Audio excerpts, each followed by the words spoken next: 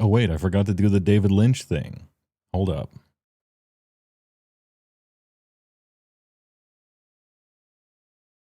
It's a chilly 34 degrees, cloudy, winds coming out of the west-southwest 9 mph, dew point 29, moon phase waning crescent.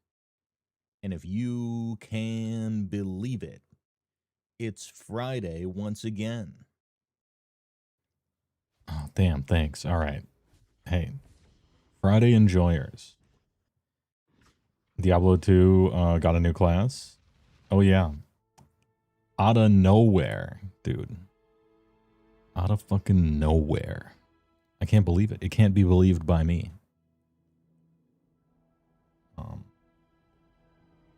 Yeah, Diablo 2 getting content. For the first time in 25 years, the game got a new class and a new major update.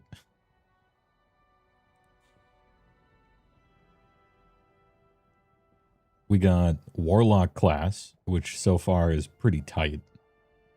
Like, this class is sick, actually. We got revamped terror zones in a good way that changes the end game parenthetical positive by a decent amount. A bunch of extra stuff to farm. Big ancients, a new Uber boss encounter. Huge ancients. In the Aria Summit. Like 30 new items, a bunch of new rune words, a bunch of new uniques. We got stash tabs and custom stash tabs. So finally runes can stack in your stash. Finally gems can stack in your stash. Extra stash page. Loot filter that's in the game. You don't need to... Okay, so you know Grail runs. Any Diablo 2 enjoyers know about Grail runs. No longer do you have to track that shit on a spreadsheet or play in offline mode with different, with big grailer, huge grailer, and large grailer, right?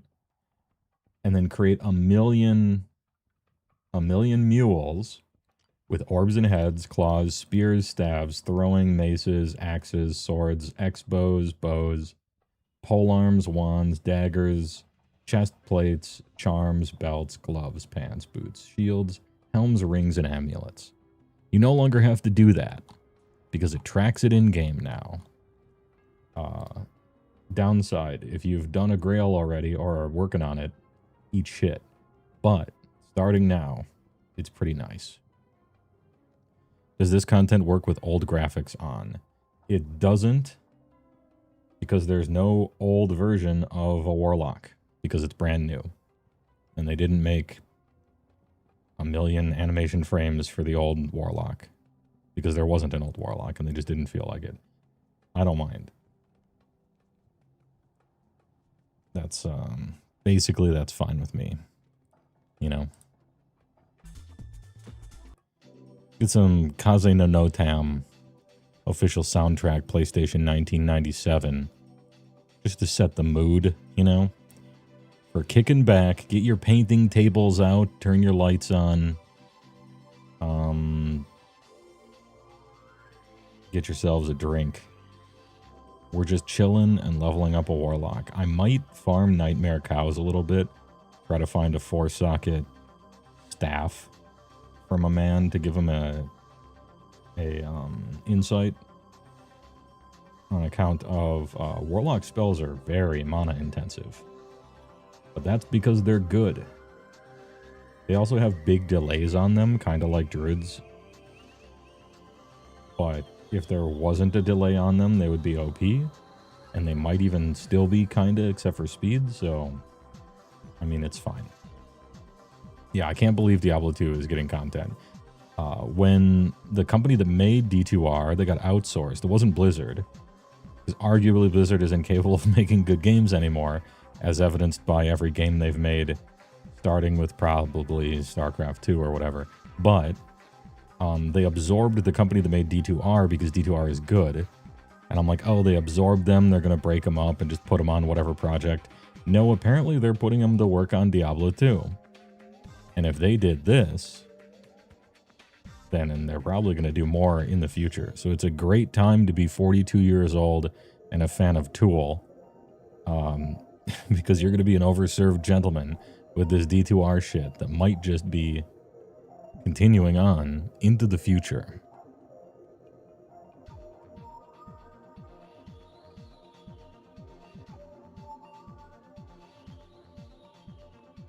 Stream on second monitor, lore book main monitor, drink in hand. It's go time.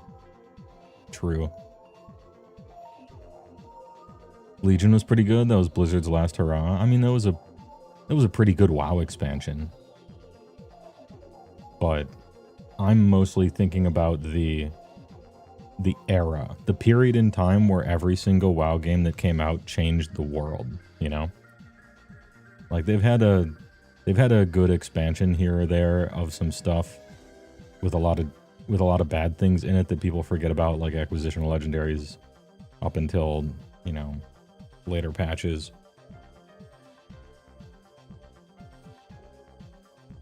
Some complaints here or there, right? But I'm talking about like Warcraft 1, Warcraft 2, Diablo, Warcraft 3, Frozen Throne expansions, StarCraft, Diablo 2,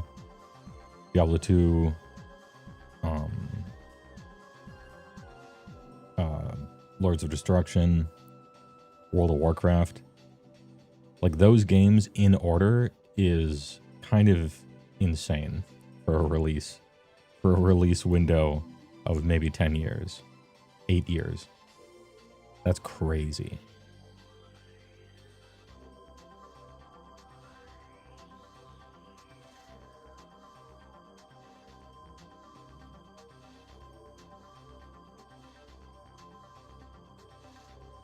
What's this? Activision doing something that isn't stupid. The world is full of surprises this year. Look, company management and those in charge of companies are trying to make the worst decisions ever, but even they fuck up and do something accidentally good every once in a while. Hopefully we get some more layoffs so that games can continue to be shit. Anyway, I might take... We got a heavy magic here. As you can see, we're just leveling. I got my Saigon's shield and some other crap. We're absolutely mogging with this pose. But I don't know, I might farm Nightmare with the Lazy Druid instead of go on a walk for Japan, where I could just read chat and not even look at anything or do anything, and then try to find, if I'm lucky, a 4-socket polearm or staff. So I can make an insight for this guy to level with. You know? Broken clock is correct twice a day. You know, moving forward, I don't know if anyone's going to understand that reference, Dr. Dead Arch. I was thinking about that the other day. And also stuff like clockwise and counterclockwise. Clocks are basically all digital, and there's very, very few real clocks anymore of any sort, on walls or on watches or whatever. Mostly all the clocks are digital, so what happens when literally all of them are? Will we forget our recipes? Will people no longer know what clockwise even comes from or even means?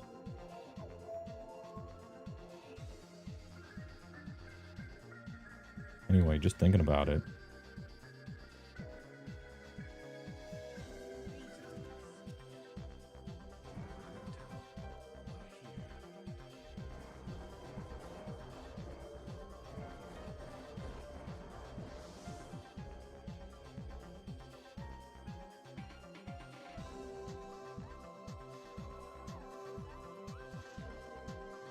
Might be lost to time eventually. It's so sad.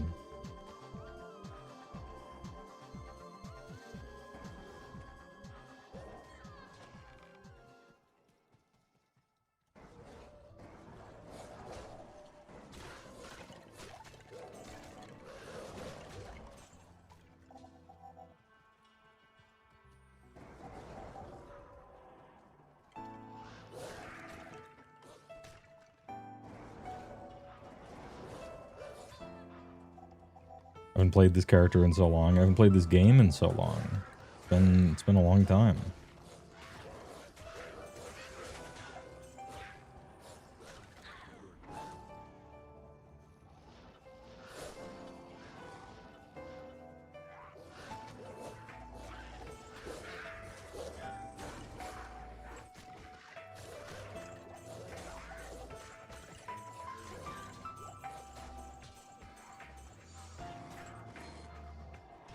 Hold on.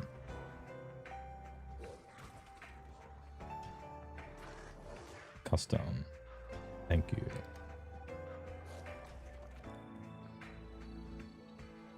Oh, it doesn't save that? Key. Thank you. Okay. I hadn't done that. I hadn't done that on this character.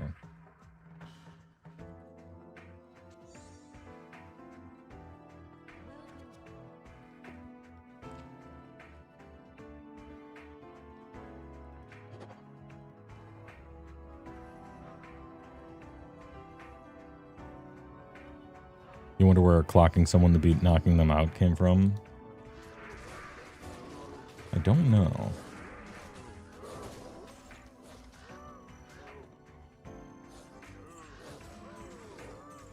Dank Codex? Ethereal? No. Good.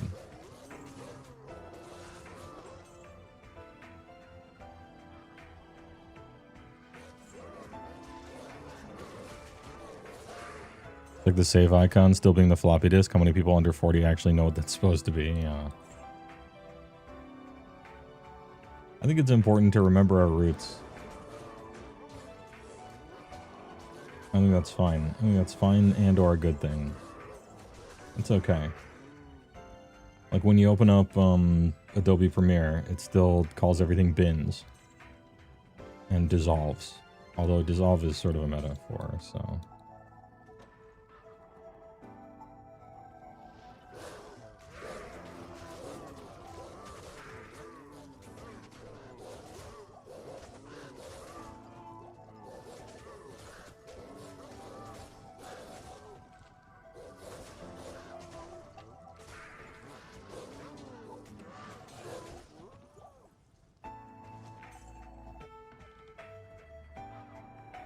I guess I could use the quest to make one, right? Oh, I can't remember the eye level. It's like... if you want 4 sockets in your pole arm or staff, the eye level has to be like... up between 30 and 40 maybe, or something like that. It's been too long. It's simply been too long.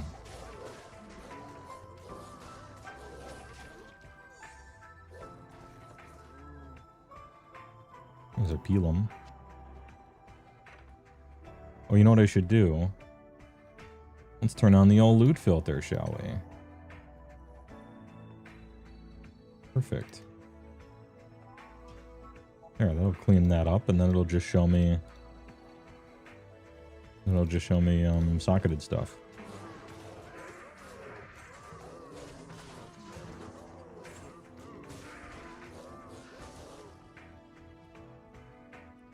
Actually.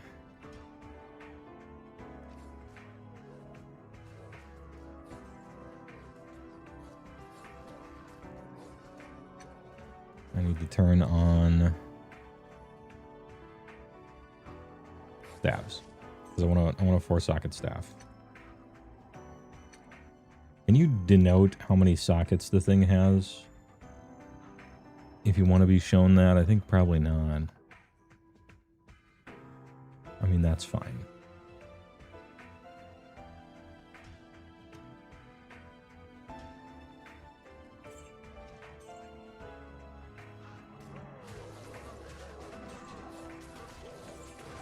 So anyway, what are you guys doing this fine evening? I myself am playing some ancient gaming.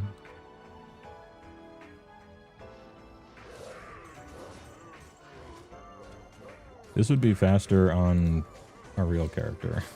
Even in Nightmare. Even in Nightmare. The druid is slow.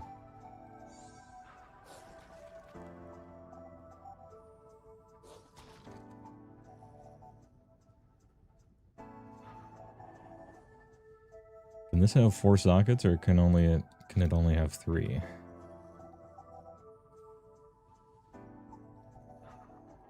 Man, I would have to look that shit up. But that's what I'm here for, right? Big chilling after making some fire fajitas. Nice.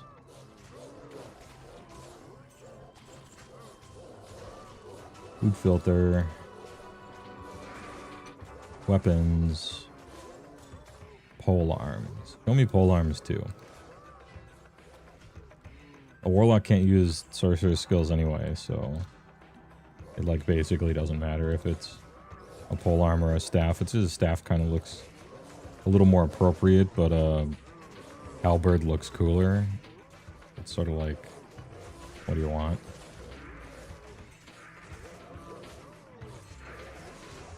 Under 30, to be honest.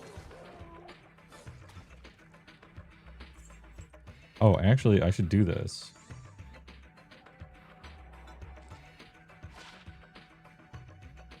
Because this will add to my brand new grail. Because we're starting off grailing. Little C verbs. CJ's leveling up. I should give him some Saigons. Those are good for leveling.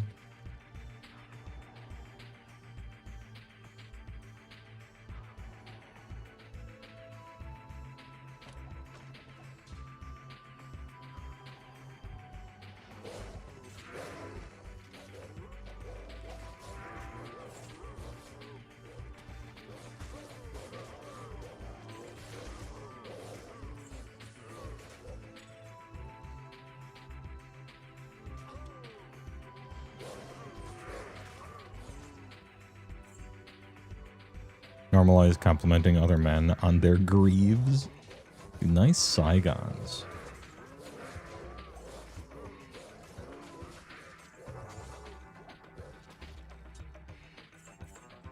I guess I'll pick up books and knives while I'm at it. If I'm doing this for the warlock.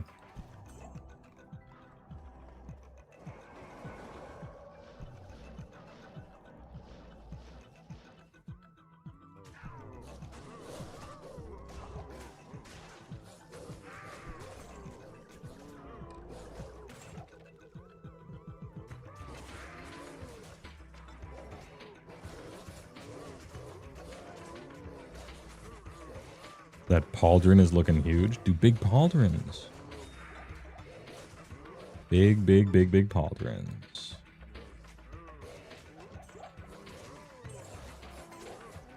What are you doing this fine evening, CJ? Any detours?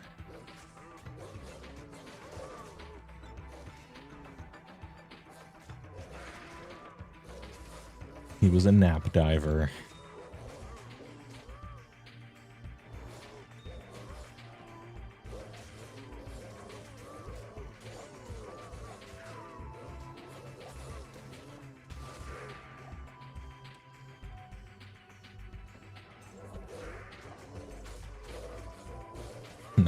You don't know what you're doing, dude. I'm trying out the warlock class.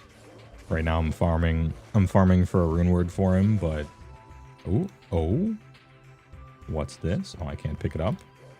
I only have space for 1 millisievert of equipment.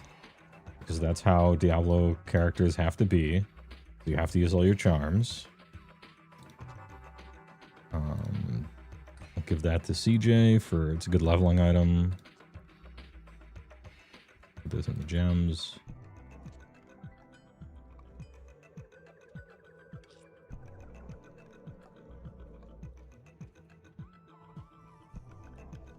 Okay, I believe a normal halberd dropped in hell, or dropped in Nightmare Cows. If you do Larzuk's quest, we'll give you 4. Right? If their eye level is between 26 and 40. Okay.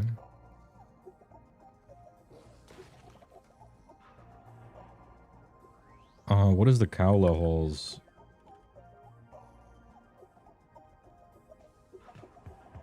The cow level is 60. It says 64 for the eye level on the thing I'm looking at right now. So I believe if I went to Larzuk, this would have 5 on it. But I have so many characters with Larzuk's quest that I haven't done yet, I think, that I'm willing to just test that theory out. How about a cracked battle staff?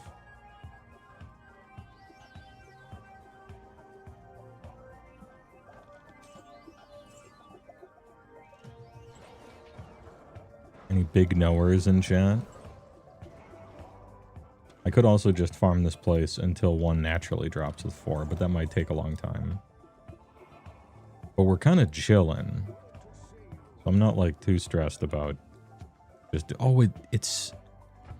That's so useful. That's so useful.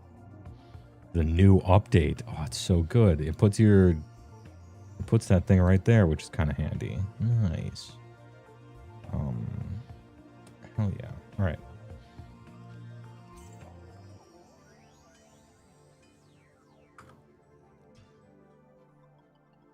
How's the new class? It's actually tight. Like, it's super cool. I'm farming for a 4-socket halberd for him right now so I can get an insight, because his mana situation is dire. Warlock spells cost a lot of fucking mana. Particularly the AoE flame one. But that's because they're good. Anyway, heavy magic. This might be a waste of his Larzuk quest, but I don't care. I'll be making a bunch of warlocks on little low-level guys, so it's not a big deal. Let's test out the theory. Let's see if the place that I looked up, if the information on it is right. If the information is right, this won't work, and it'll make something with 5 sockets.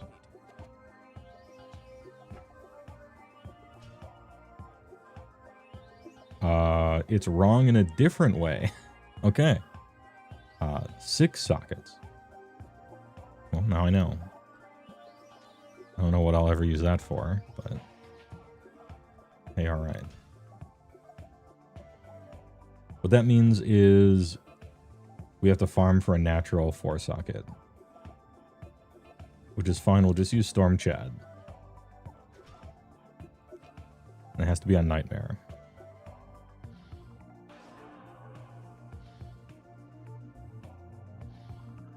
Oh, and I already have Wirt's leg. Dude, I'm so prepared. Let's go. Amazing.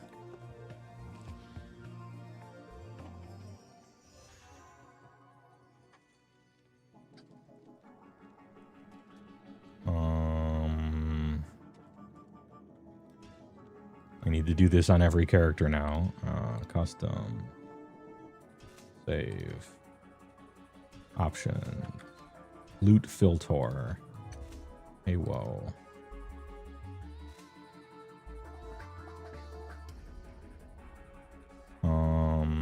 Town portal T. Just a T era.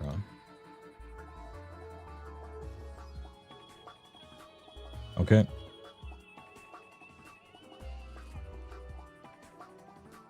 Can't do it.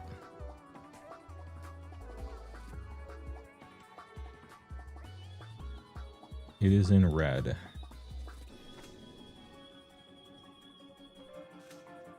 It's from a previous game. Last time we played D2 was like 20 years ago. How's the new version? Diablo II Resurrected is actually so amazing. It's really good. It has become, over the years, difficult to actually play Diablo 2 on a computer. Like on a modern computer. And so really all I was looking for was like a way to do that. And They did it and more. And then now, 25 years later, they added a new class, and they're like, we're going to be making content for this game. King. Like, we're going to be making content. And I'm like, hell yeah. At last. RG the Brewer, thanks for the tier 1. Appreciate. Weird week to be nearly 40 years old. New Diablo class and re-release of first Rayman. Yeah, strange timeline. I'm here for it, though.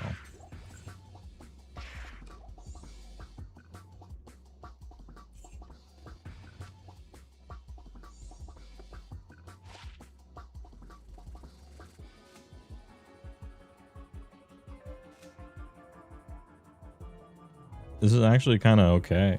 Like, this is sort of decent to level with.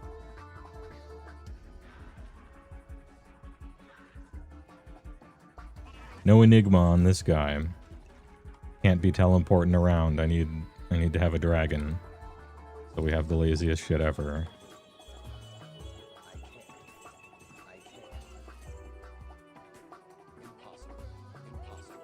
Why can't I pick up Wirt's leg? What would be the reason for that?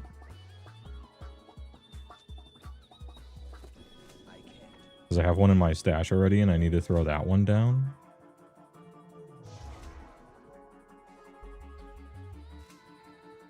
And why was that one in red?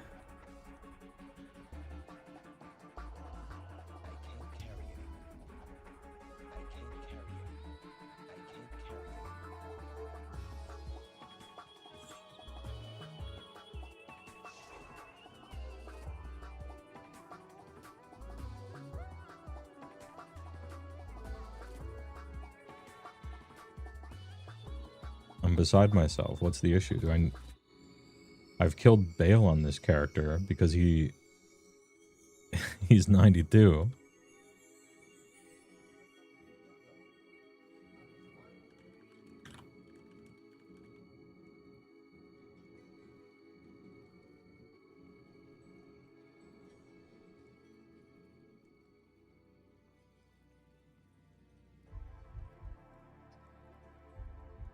Oh, okay. I see. I see the issue. A red Wirt's leg means you got it in a different difficulty. Because I have almost certainly been... I've almost certainly been playing with, in hell on this guy. So what I need to do is put it in the shared stash. I can't. I'm trapped with this leg. Okay.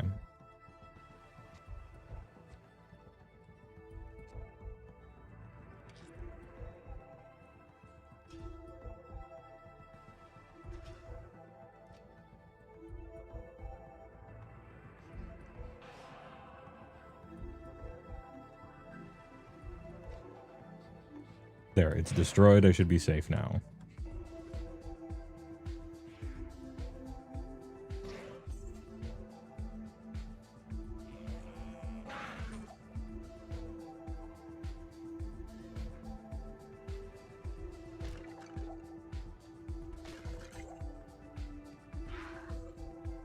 Got a whole Diablo gang in the mod chat. There, okay. Problem solved. Easy.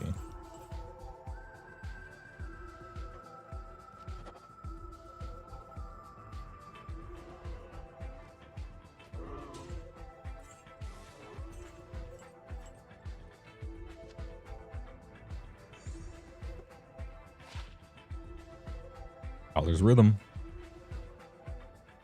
And it's a triple socket. Nice-oo. Now I'm kind of excited to pick everything up all the time. Because there's a real in-game grail now. Like, isn't that fun? Alright, this is doing better than the, This one's doing a little better than the druid. Than the summoner druid. Ooh, burnt text. Huge. No plus to skills. Boo.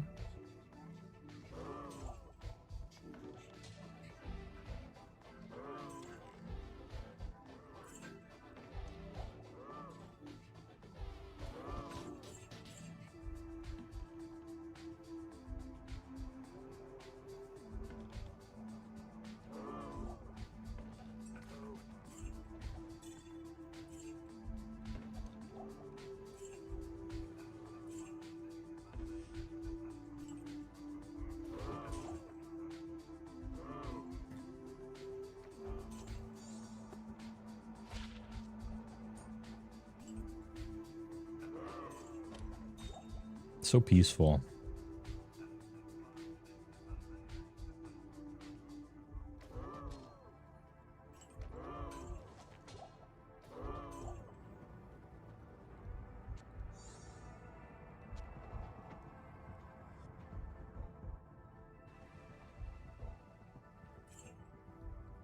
I think I have to trust the process on that thing I looked up. I think it was right.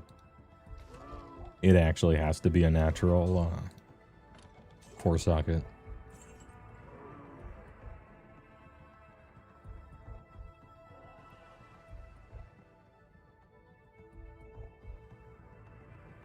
Ahem. Gotta take a sip of Monster Zero Ultra real quick.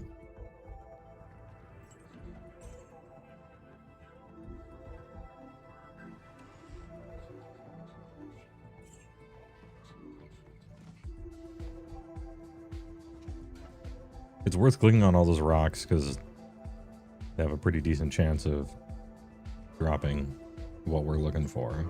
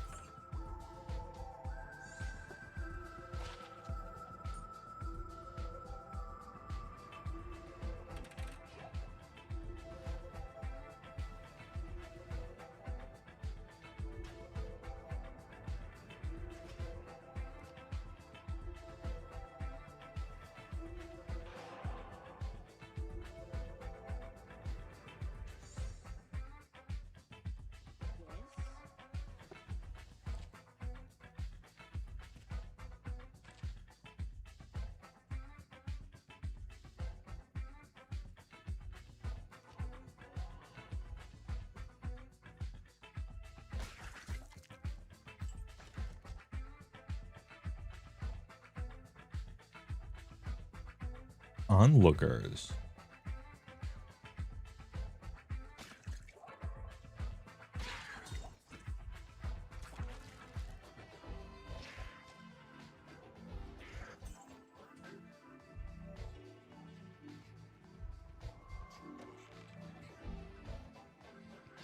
Dude, where's the road?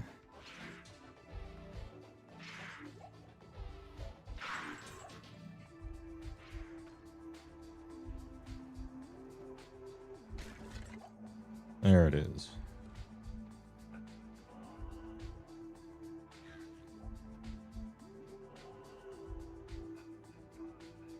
Has anybody noticed any secret changes, if there were?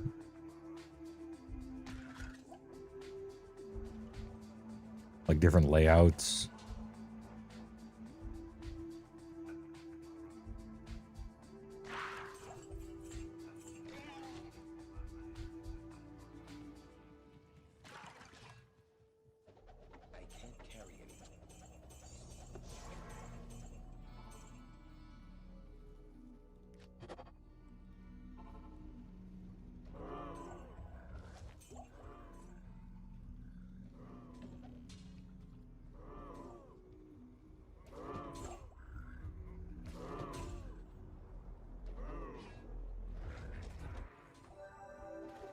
It's weird because they re-released World of Warcraft, right?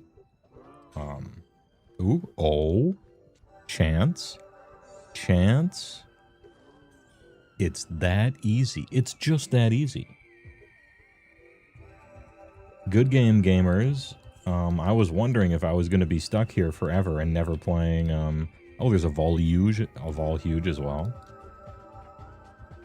Well, but that's a 1. Damn, we got lucky with a 4 right away. I was wondering if I was going to be here forever and not get to play Warlock at all. Hell yeah. Anyway, what was I talking about? Oh yeah. It's weird because they came out with WoW Classic and I was pretty much like no changes on that one. Because for me, that was like a game preservation thing. If you like Mario 3, you can go play Mario 3 on your NES. If you like Donkey Kong, you can turn on your SNES and play it. Or you can emulate it but you kind of can't do that with MMOs because they require stuff. Rite of Passage is actually pretty good for leveling. Just anything that has, oh, and a Saigon's Helm too? Dude, we're getting... These are some great, like, leveling items for the mods, for the boys. Perfect.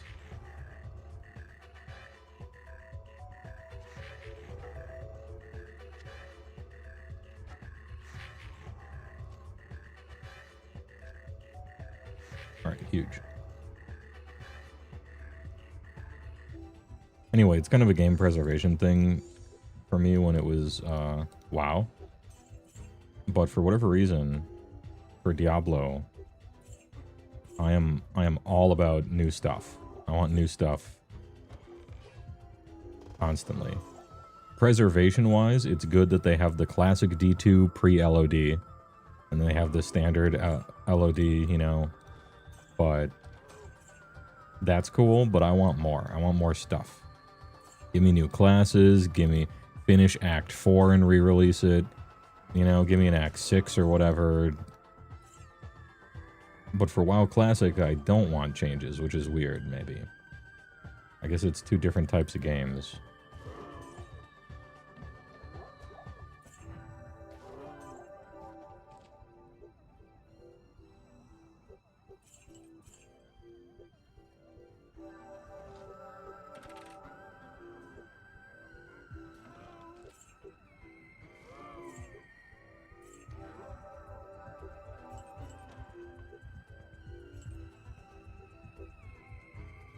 Dude, playing a Double Dragon Paladin is the most serene, peaceful experience ever when you're in low-level content. We've done it. The actual laziest spec and class in the game. Nothing is lazier.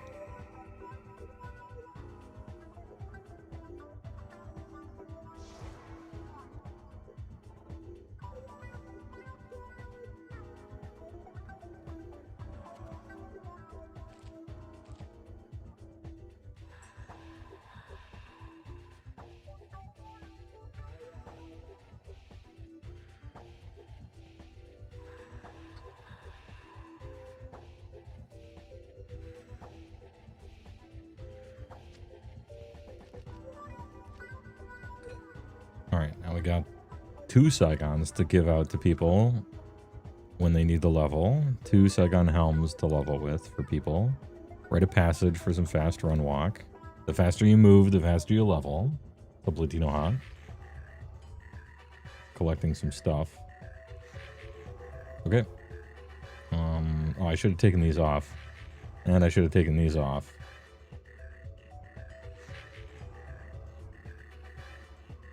I don't think anything else has... I don't think anything else has increased magic find on it. But if you're searching for socket bases, you actually don't want any magic find. What are the new QL updates for this? Worth purchasing? Yes. I say that as a fan of Diablo 2, though. In-game loot filter. Customizable, shareable. You can export it. You can track your grail in-game. Unique sets and runewords. Tells you exactly where and when you found them. Like, here, I made a stealth. I made a stealth yesterday because I was leveling. It tells you exactly when you found it.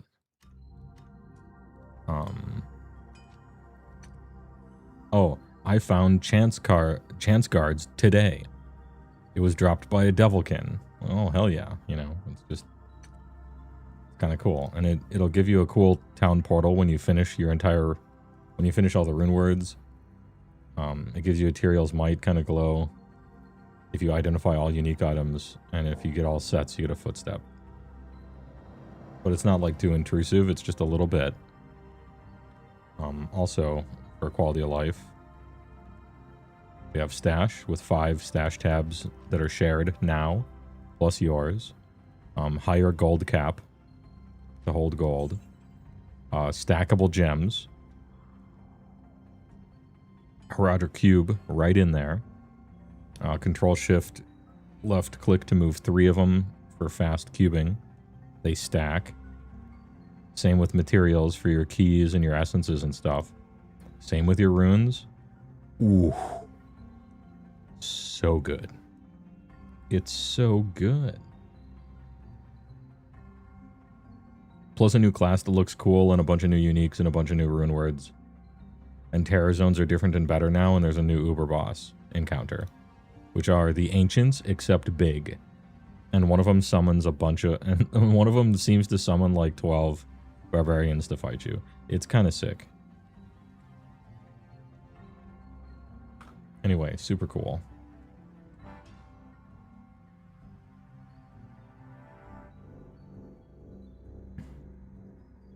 It's $25, which doesn't get you a lot in this day and age.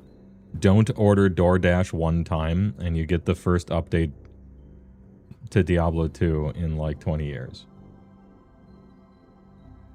I played this game for like 17,000 hours, so sure. Here you go, kid. Don't say I never did anything for you.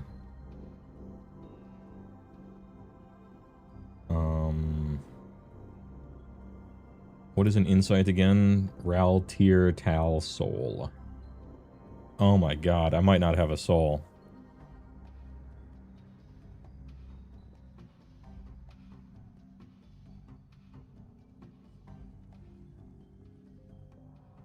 I might not have a soul rune. I think I used my last one to make a lore just now. Oh no.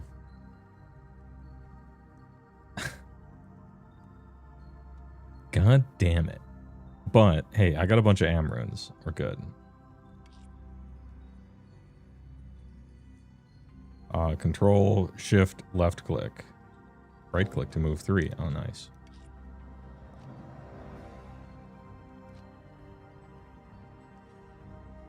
Oh, that doesn't work, huh? Why? What am I doing wrong? Oh, to make a soul, don't you need a gem? Hold up. Cube, soul rune. It's been too long.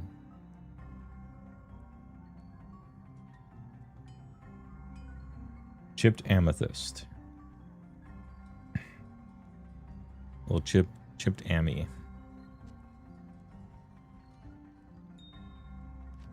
Think. Go. I haven't played this game in a while. Don't yell at me.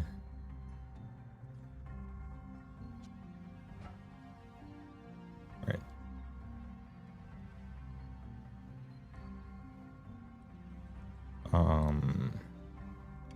Ral. Here. Tal with the T. And soul. It's an insight. Huge. This will give me level 16 meditation aura, which will help my mana. 35% faster cast rate. I'll take it. And a bunch of other shit that I don't care about except for +2 mana after each kill and magic find. And because the warlock is based and he's just levitating his weapon, you can do it with 2-handers and still use your shield. Dude, kind of sick. Doesn't mean I get rid of my spirit, but I'm just gonna see how it works. See how it feels. Oh, wait. Never mind. I have a mercenary. I was so preoccupied with levitating a 2-hander to look cool that I could just give it to my mercenary, like, as you do. Because I want to keep the spirit, right? Alright, back to leveling. Back to leveling up.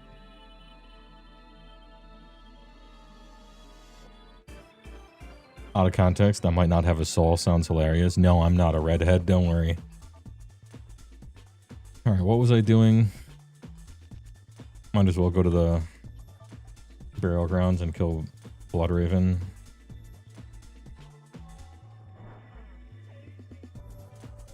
I'm leveling his fire because it just seems like the thing to do.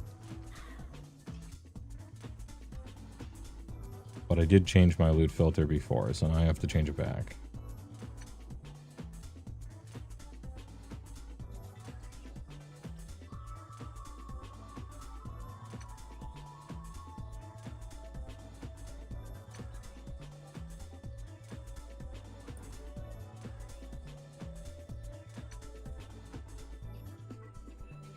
Okay.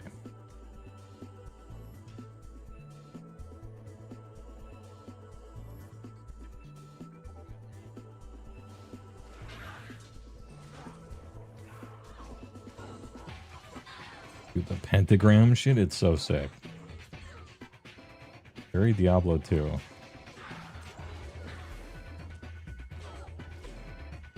Fire Warlock is very good for leveling. Feels like the best way until we start hitting the myriad of fire immunes, which will start to happen now and become untenable towards the end of Nightmare.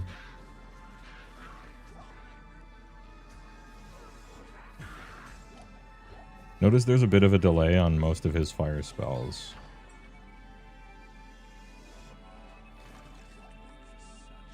Too good otherwise. Maybe.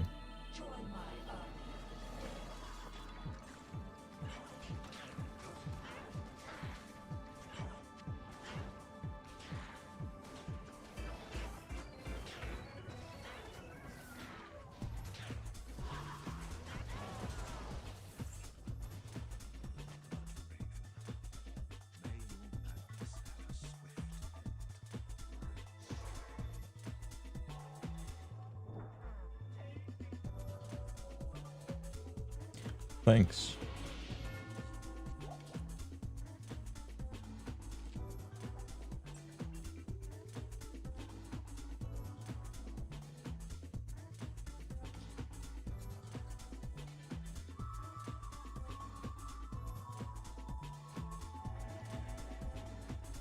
The cloister.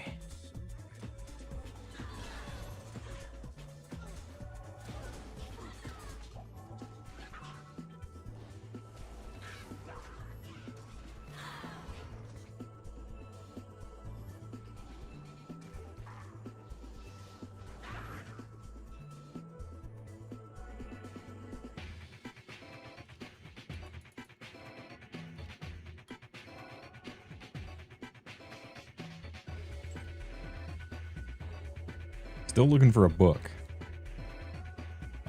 The book's the cool offhand thing. Does it go through walls? No. It looks like it should, but it actually doesn't. Something to keep in mind, I guess. In the fire.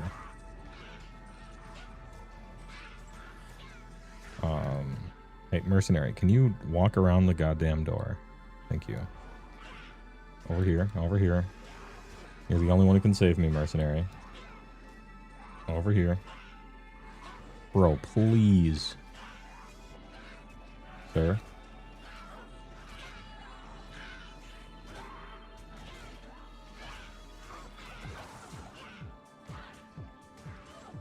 Thank you. Holy.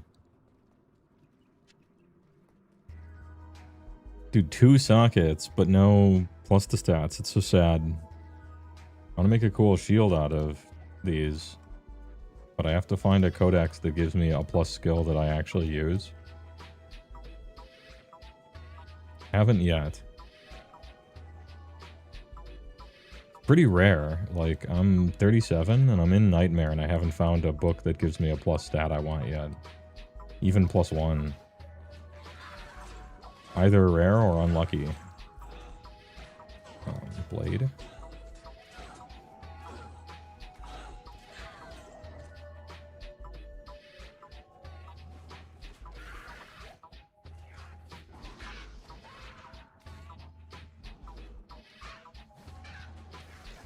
Barracks.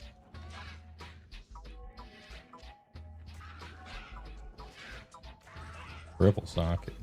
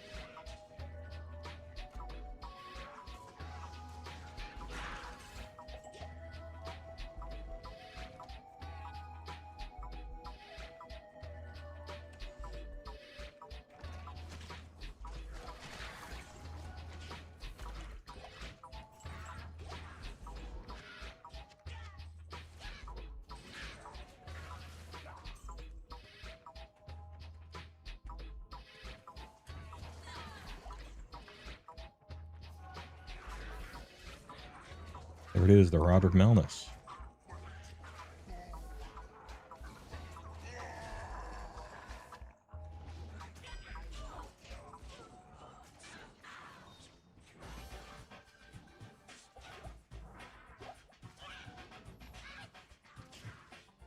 Thank you. And where's the jail entrance? Up here?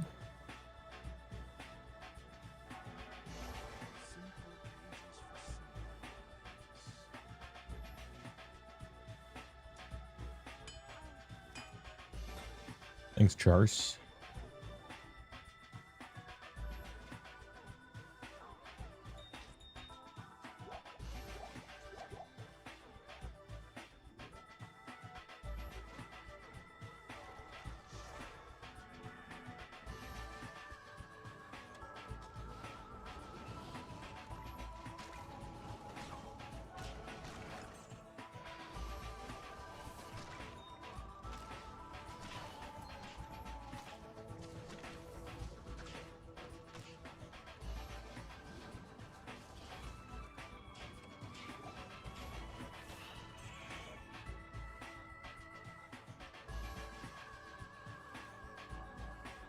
I can't remember. Is it never by the plus signs, or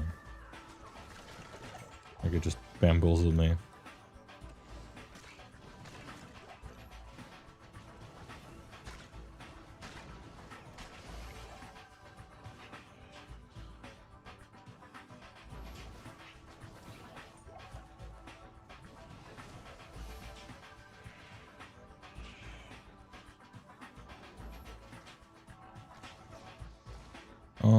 I don't think I want the checkpoints in Nightmare.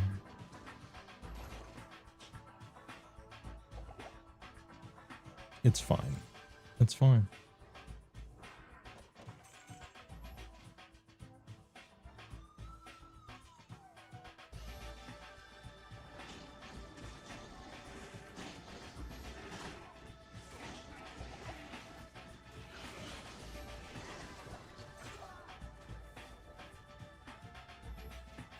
Who was that?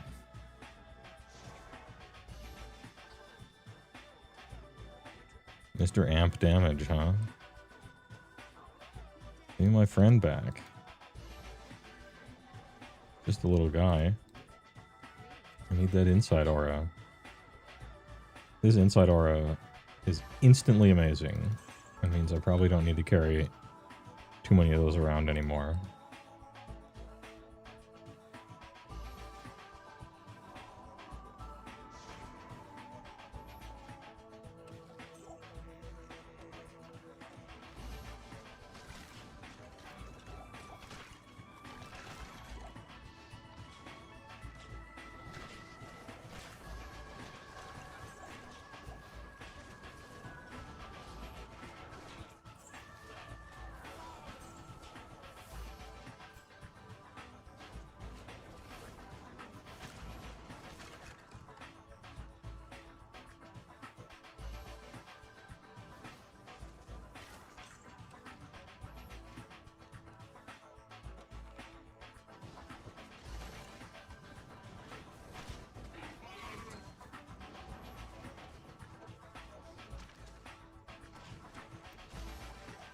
I'm so interested in what people are going to find.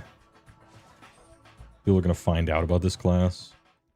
It seems so interesting. There's a ton of different cool stuff you can do. Like just the ability to sacrifice demons for power. Or chain a demon, like you find one that has lightning enhanced, and so now you have lightning enhanced aura, or you find a demon that has some aura that's sick. Try to keep him alive. It's unfortunate the sacrifice demon buff only lasts 40 seconds base, and probably a minute or two. Well, 40 is actually pretty good. It just means that I'm not trying to level with it exactly, but at max level you just log in, sacrifice your demon, and it will be up. Like until you reset the game, probably. I bet it'll be several minutes if it's like level 20 or whatever.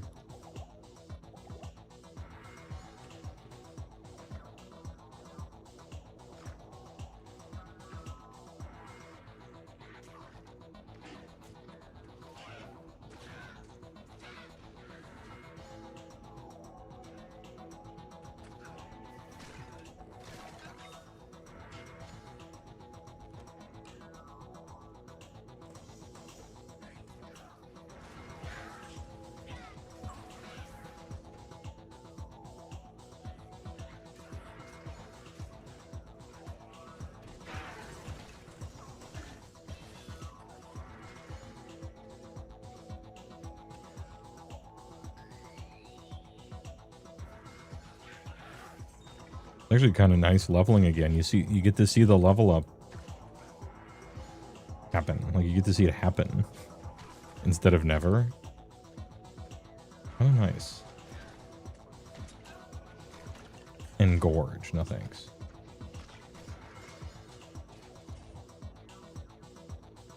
No thanks, good try. I think it's up here. I might be wrong.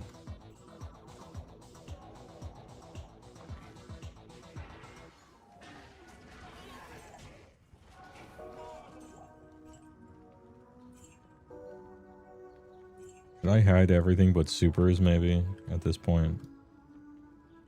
I mean, graders are fine. Wait a minute.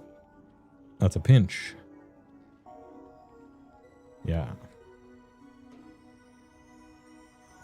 Inner cloister.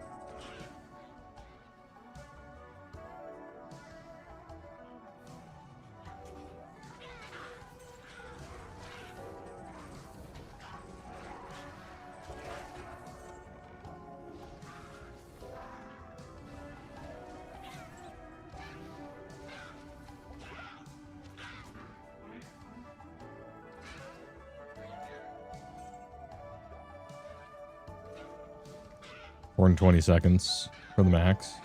That makes sense. 420 seconds is plenty of time. Like, you could easily do a seal run in that time. I don't know how fast this class is, but...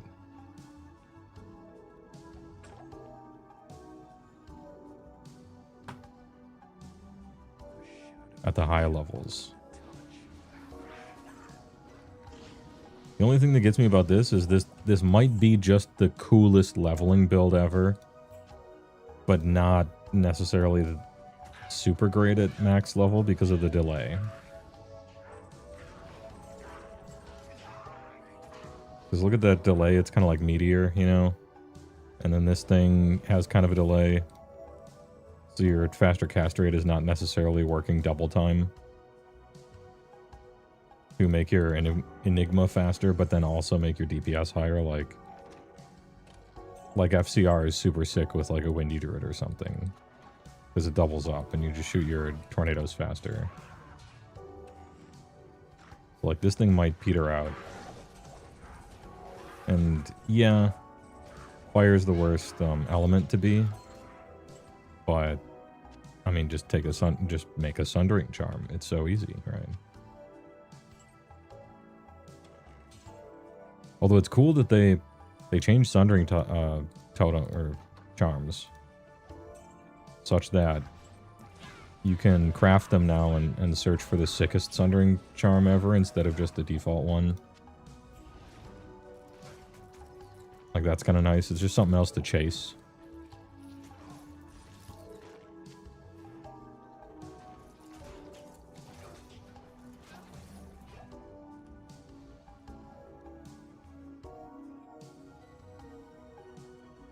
I don't know why I ran all the way to the bottom here. It was just going to be like this.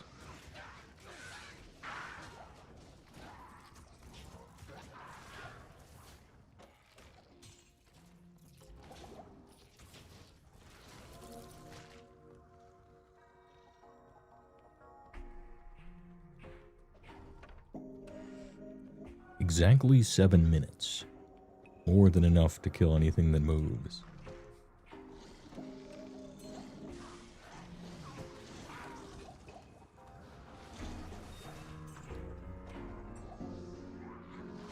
Ooh, I'll take a stamina potion.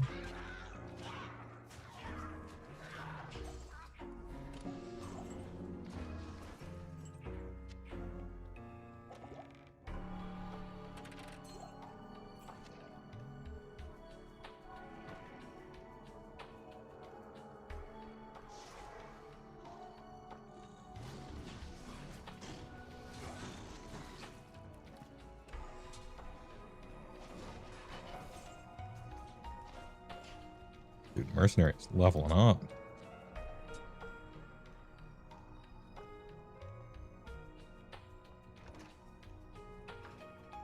Want that Apocalypse skill.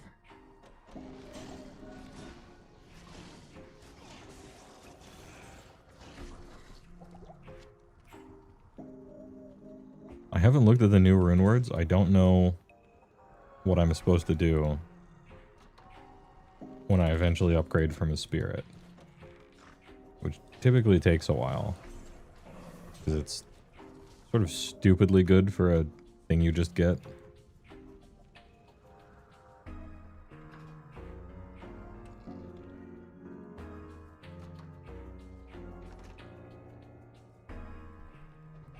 I like the idea of runewords a lot, and they're actually really fun. I slightly disagree that they should be the best. It should be possible to find a 1 in a trillion, you know, thing that's technically better than a grief, but you just can't. I guess it depends on the item class and if you're a caster or not. Is this one of those things where you can go through it? No.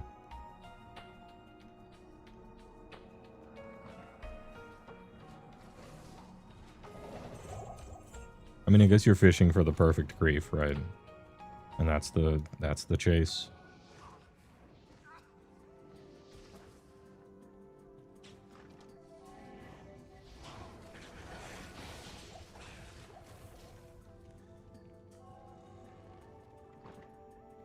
Which I have yet to find. The best grief I've ever seen was a 395, which is very good.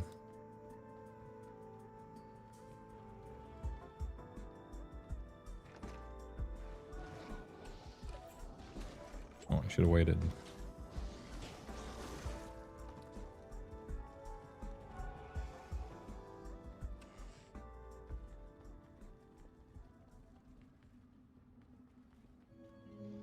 Okay, I should have probably found it by now.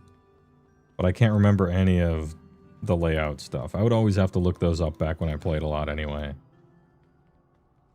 You know, one of those, like, statistically, when you see this type of thing that's not here, then that means that you have to always turn left, and then this shape of room will mean that you're close to the exit.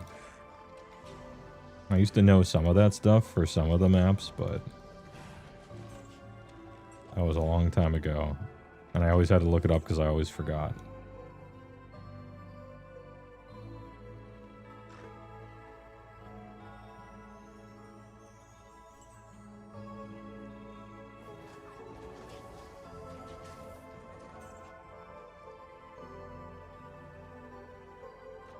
Oh, you know what? I have some adventures in HeyWoah going outside stories, if you want. Because, as you may or may not know, I've been apartment searching. I've been searching for a new apartment. And so the days of our lives, like sand through the hourglass, the actual sitcom of my search for an apartment by going outside and interacting with the world in ways. Good for stories. Dude, it's wild out there.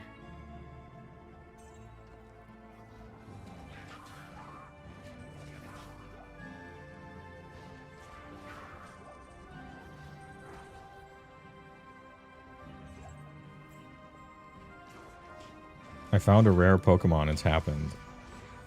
I managed to find an apartment that wanted 3.5.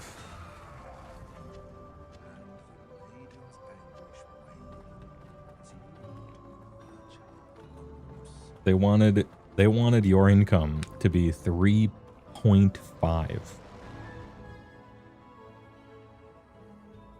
times rent.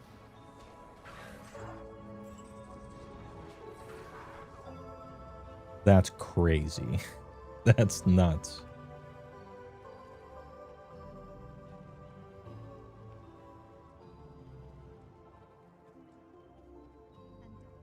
Like, I get wanting to be paid, and like, it's a huge problem that people just don't pay you and fuck off, right? And so you're trying to do anything to figure out some data point to determine whether someone is going to pay you what they said they are going to or not.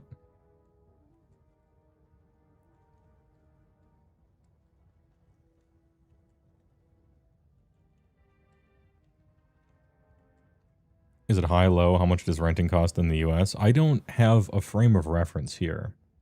Oh, nice little boots. 30 we're on walk. Let's go. Dude, these boots are all kind of good, at least. Anyway, yeah, I don't have a frame of reference for other countries, but I know two things that are probably fact, okay? Tell me if you agree with these probable facts. Number one, no matter where you live, rent is too expensive. 2, rent prices by me are too expensive.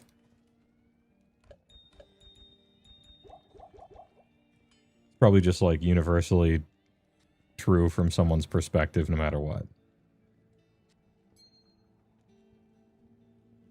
And so whether or not your rent prices in your country are more, relatively speaking, than mine, or your location,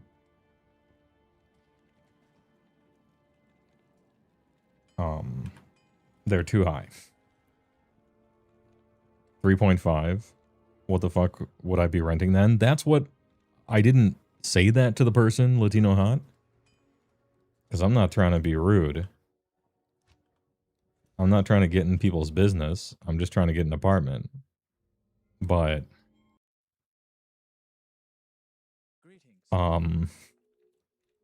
like even 3 times is, to me, that's crazy. The type of people they must be dealing with to force them to require 3 times rent. Like, I can't believe what these people are spending their money on. Like, the concept of living within your means must be just insane. Like, I don't get it. you want a $1,500 apartment? You want a $1,500 one bedroom. And you have to earn $4,500 a month?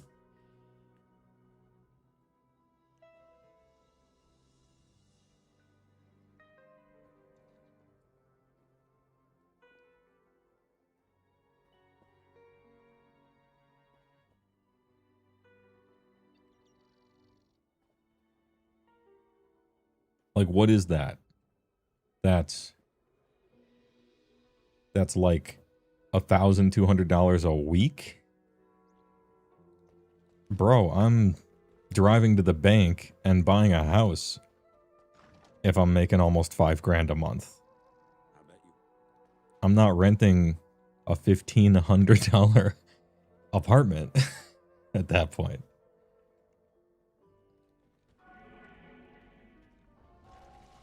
That's wild. And yet that's what they have been backed into a corner, I can only imagine, into requiring. Maybe the concept of frugality. It's gone. It was already kind of gone, and then COVID killed it when everyone became addicted to DoorDash. I don't know.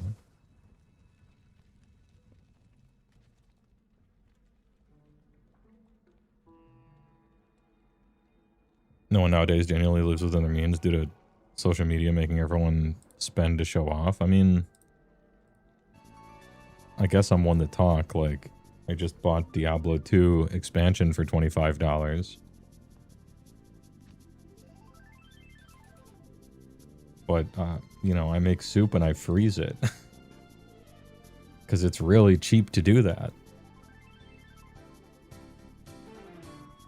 And, you know, treat yourself every once in a while. You know, I'm not living like Thoreau over here.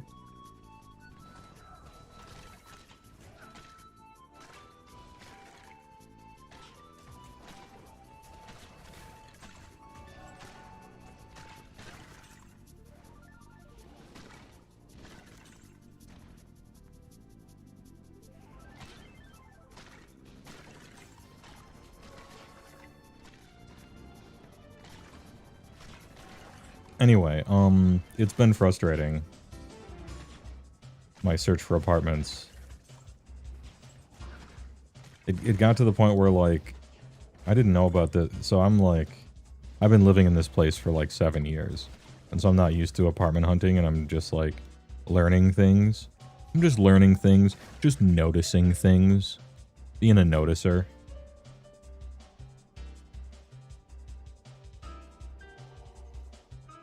And so person's like, hey, it seems like you're looking at this like $13.95 a month, one bedroom, you know? And I'm like, yeah. And she's like, okay, well, we require 3 times rent for that. And I'm like, oh, okay, well, I guess that makes sense because you've probably been burned in the past and you want to make sure that I'll pay that. And me having a good credit score and 2 perfect lines of credit and whatever, like, that's not good enough. What about this, okay? I'll just pay you for a year of rent today. Like, then it's impossible that I don't pay you. Like, I'll cut you a check. I'll cut you a check right now for a year's worth of rent. It would not impact my life at all. Like, the CD it's in is up in a month anyway. If it'll make you feel better, you know. Because I thought I was talking to, like, a person, you know? I thought I was talking to a person who just didn't want to get screwed by a tenant not giving them money, right? But I was I was misunderstanding the situation. I was talking to a robot following commands on a spreadsheet somewhere. Oh, that's not our policy. Oh, okay. I understand this makes me sound naive or old-timey, you know? Like the kind of dude, the kind of old-timer who's like, hey, offer to pay in cash right now, And then usually you'll get a discount at whatever the fuck place, right?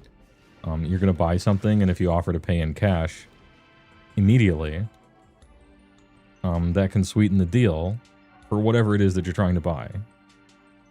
And that's probably like an old school idea nowadays. And maybe that kind of thing is just dead now. I'm not sure.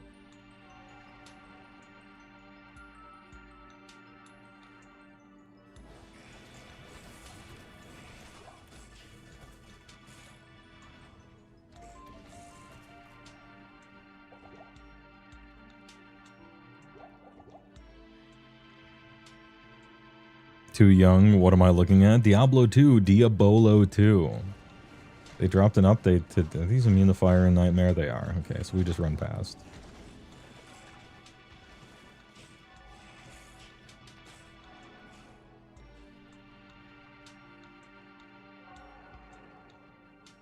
Anyway, they dropped an update to Diablo 2.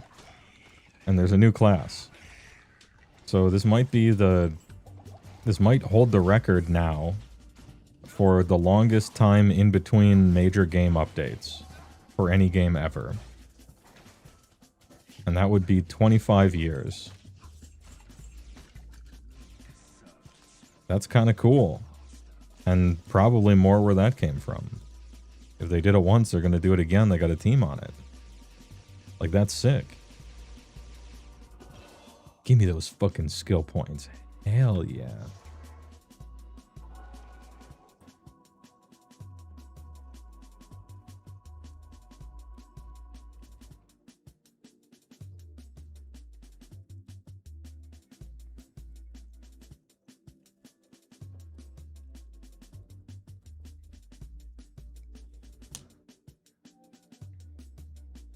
You try to cook most days to save money, but still eat out once a week as a treat? Yeah, same.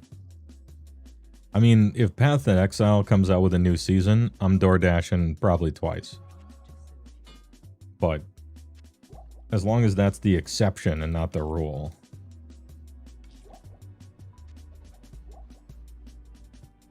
Oh, I'm actually low on potions. Huh, okay. Your friend had to give a year's rent because the guy wanted 3 times rent income. Your friend only made 2 at the time, so they settled on prepaid year. Had to move out because the place he worked closed and the rent was still going up. That sucks. I mean, that's why I'm moving out of my apartment here. I was forced into it. I tend to, you know, inertia just... I tend to just chill, right? Yeah, meal prep for the PoE 2 season. Get that protein powder. Alright, so Apocalypse. I could... hasten my... What does this get from that? Ring of Fire. 10% damage per level. And Flame Wave, just 10%. I think just 10%. I might as well take the funny ability, Consume. Let's be a consumer. So if I kill my demon, it's sort of like Demonic Sack from Warlock, where you kill your demon, and then you get 11% max life, 31% walk speed, lasts for 3 minutes, well, almost 3 minutes, -11 enemy fire resist, and 16% bonus fire skill damage. That's sick. I'm in.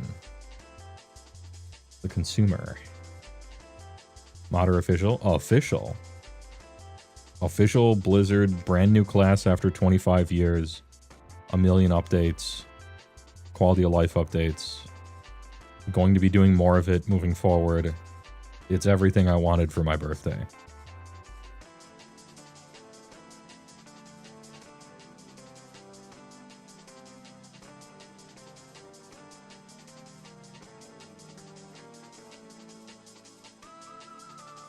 They're really desperate? I don't think so. I think this one is for the love of the game.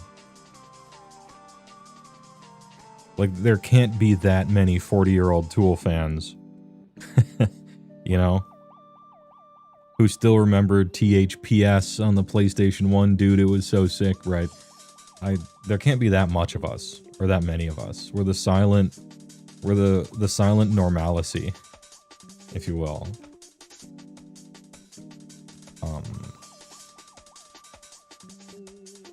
What I think happened was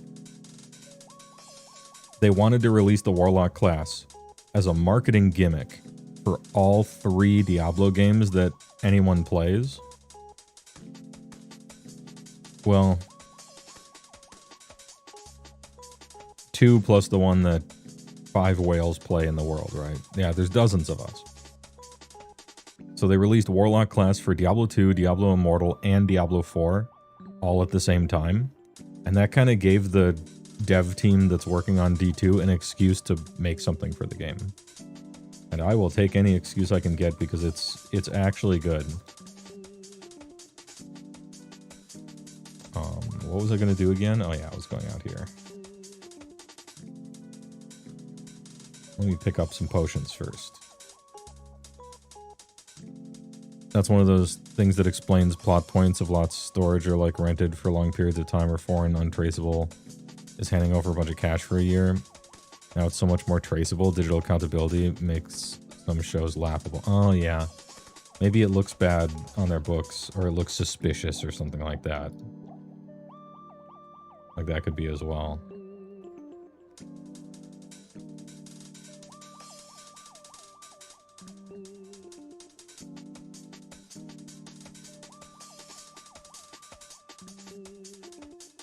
You assume it does the WoW Warlock thing of burning hit points for mana? No. It's actually very Diablo 2 coded. Burning hit points for mana is a paladin ability. That's sacrifice. This dude summons demons, sacrifices them for power, resummons them, and dominates demons, sort of like a conversion. And you can do it to almost any demon, even a unique demon. And if they have like auras and buffs and stuff, you get them for as long as the demon's alive.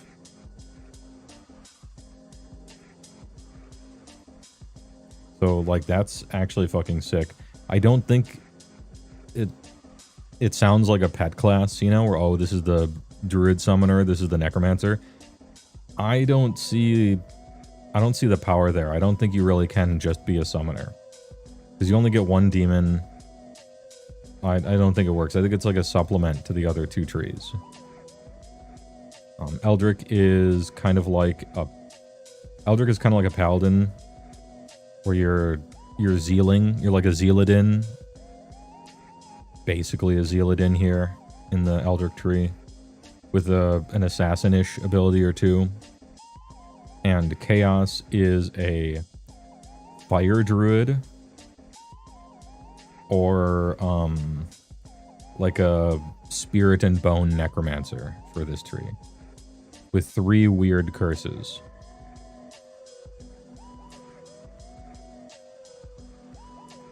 So it's actually pretty cool. It's actually pretty sick, and it fits, kind of fits right into Diablo. It's not overshadowing anybody. Like, it's not overshadowing some other class, except Druid. It overshadows Druid completely, and Druid is truly worthless now. But it was already, so that's actually not a big deal.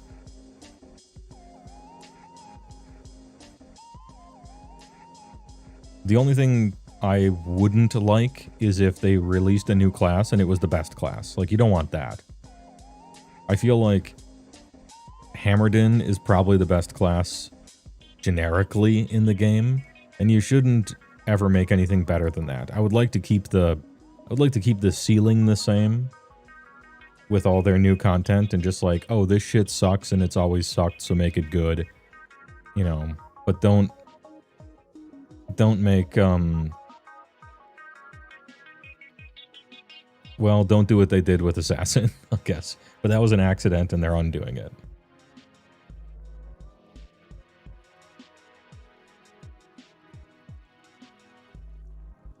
Just a really interesting, cool class that is very strong at leveling,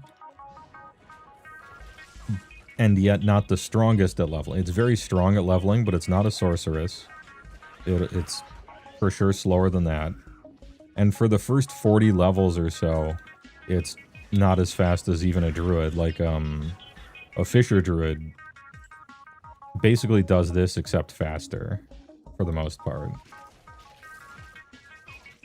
And they put a delay on their fire spells, almost like as a seatbelt, like an airbag to just make sure that it wouldn't be too good. So I think I agree with doing that. But it does mean that the top end of the Fire Warlock is probably... It might not be that great. But it looks fucking sick. It's very Diablo. This means that faster cast rate is sort of like whatever. It's just for teleporting. And that probably kills it at the high... Like at the very high levels.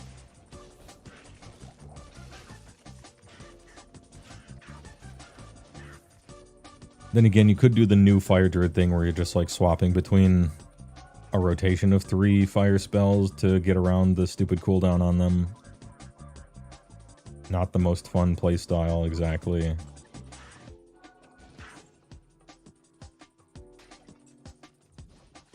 And also the melee tree, you have a shitload of buffs. Like your buffs are legitimately kind of crazy. And you get to use a two-hander in one hand because you're levitating it. So you get to use like offhand skill book main hand Breath of the Dying or whatever the fuck, right? Like your weapon is going to be absurd. But you still have to care about attack rating. So you're more like a Fury Druid than you are a Zeal Paladin. Or an Amazon, for that matter. So I think they'll still shit on you as far as melee is concerned. You're just fitting right in there as a solid, good class with interesting buffs and stuff. It seems. I could be wrong. I'm guessing. It's hard to guess what combos people will find at level 99.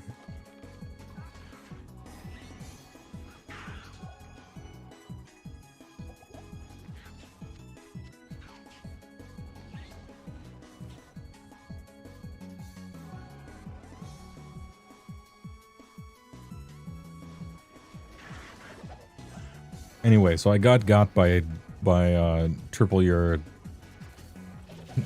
rent paycheck thing for an apartment I can trivially afford just on the price, which is annoying. I got an appointment to take a tour of a unit, and I showed up and the lights were off and the doors were locked. And so I just stood around, called the number of the lady who I had the appointment with. It just rings. And I'm like, okay, you know, I have an appointment, but maybe this is how the world works. I'm not sure. I don't get out much, right? AM versus PM. The appointment was for noon. So that, if it was an AM versus PM thing, that would be a wild AM versus PM thing. And so I'm standing there, and it's like 12:15 at this point, and I'm like, do I sit here like a Goomba, or do I just fuck off? And this dude with a walkie-talkie walks by, and he talked to me as if he, like, worked there. So I'm assuming he did.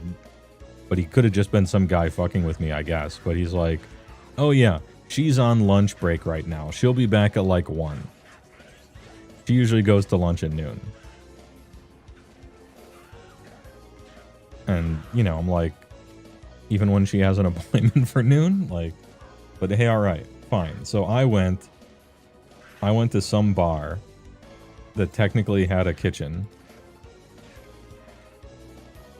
And it was one of those bars that are... It was a garbage bar. And the definition of a garbage bar, I'll give it to you real quick. There's a lot else that could be wrong with a bar, but this is the fastest way of determining whether a bar is shit or not. I walk up to the counter, and I greet the bartender, and I'm like, what kind of dark beers do you have? And if they say basically just Guinness, it is a shit bar. Because Guinness is not a dark beer. It is water with food coloring in it. But I'm like, hey, alright. I'll have it anyway. And then I talked to some old retiree guy who just got back from Belize. And I'm like, oh, cool, I've been to Belize. Where were you? And he talked about it. And I'm like, yeah, I went to the ruins close to there. Did you go to Zunan Tanich? And all this other stuff. It was kind of cool. Talked to that guy for a while. Went and got lunch. And I got back at 1. Place is still closed. Door is still locked. And I'm like, okay. Now how long do I wait?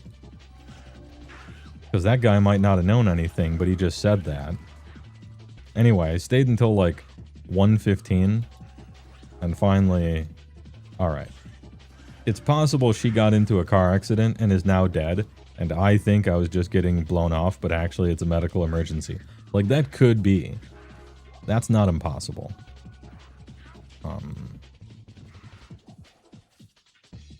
However, it was annoying.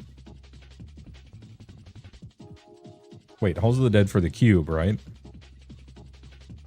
Halls of the Dead for the staff? It's been too long.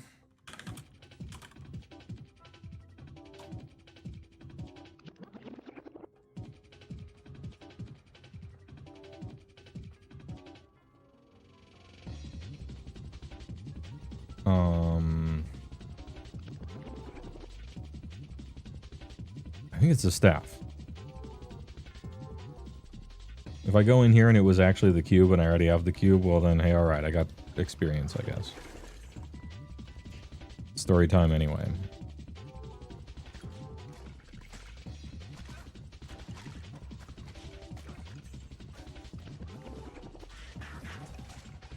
Fuck that bitch, you're too understanding. I mean, perhaps, but I don't know, you would think that, like, they wouldn't be a company if they just make appointments and then lock their doors and keep the lights off. Unless, I don't know, maybe I didn't look at the door. Like, maybe it was the Leering Center apartments or something like that. And it's just a complete scam front, right? But maybe I should have looked, but...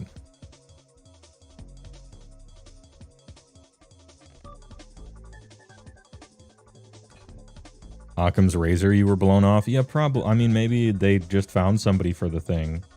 And they're like, instead of calling this guy, what if I just don't? And then he'll get the idea. So, I mean, maybe that happened. But anyway, long story short, I didn't try to get another appointment.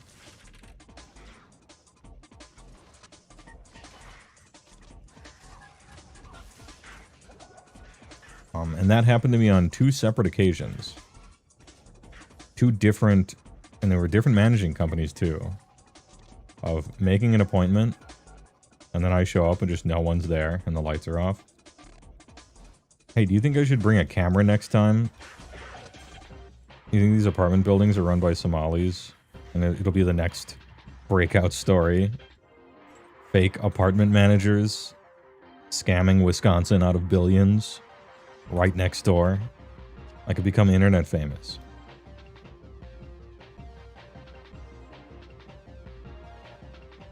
Alright, it was the cube area. I remembered wrong. That's not the worst gem. They just collect people's deposits, send it across overseas.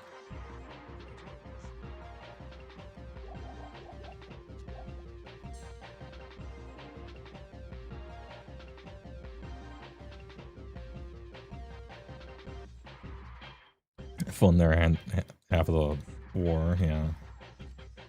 Darcy will imbue items in that. Oh, yeah. Wait, why is that on? Yeah. Dry hills for the cube, maggot lair for the shaft. Oh yeah, it's maggot lair for the shaft. I hate the maggot lair. Everyone hates. I keep trying to say magic lair. That's wrong. It's the maggot lair. I don't know why I keep trying to say magic. Anyway, everyone hates the maggot lair. All my homies. Tight corridors with lightning enhanced guys. No, sir, I don't like it. Now, where are the dry hills?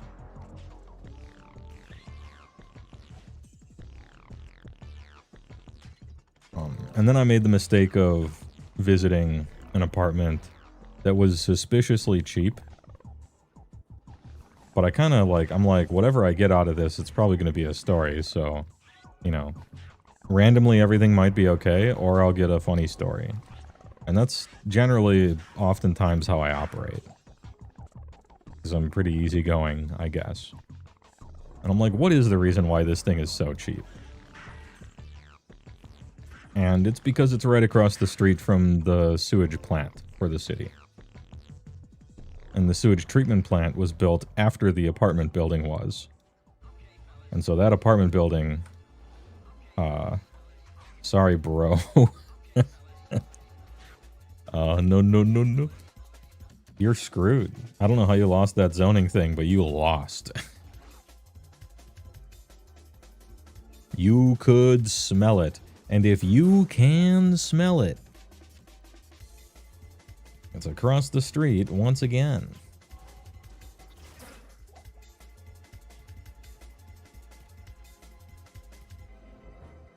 If you can smell it, smell is real. You are smelling physical matter. That's what you are smelling. The molecules are entering your body. That's what smell is. Don't do it. So we said no to that place.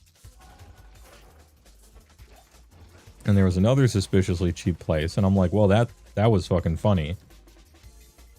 So let's give this one a shake. How come this one is suspiciously cheap? And it turns out it was because it was income restricted. That was why. They didn't say it on their website. Can't imagine why. But it was income restricted. So the amenities seemed great, and the place seemed good from the pictures. But it was like 50% or 30%, or I don't know what the things were. And I didn't know these existed, but what it is how it works is you get an apartment building, or you get a unit that has way better amenities than you normally would. And you have to pay, like, depending on what type of it is, some of them are 30% of the average amount of money people make in the vicinity, or some of them are 50%, some of them are 80%, like it depends. But you essentially pay almost nothing for an apartment worth like 4 times what you're getting. But the problem with that is, the moment the place has been built, it's actually great. It's like, it's the shit. Like, the day after construction is complete, that apartment building is awesome. And the amenities are sweet.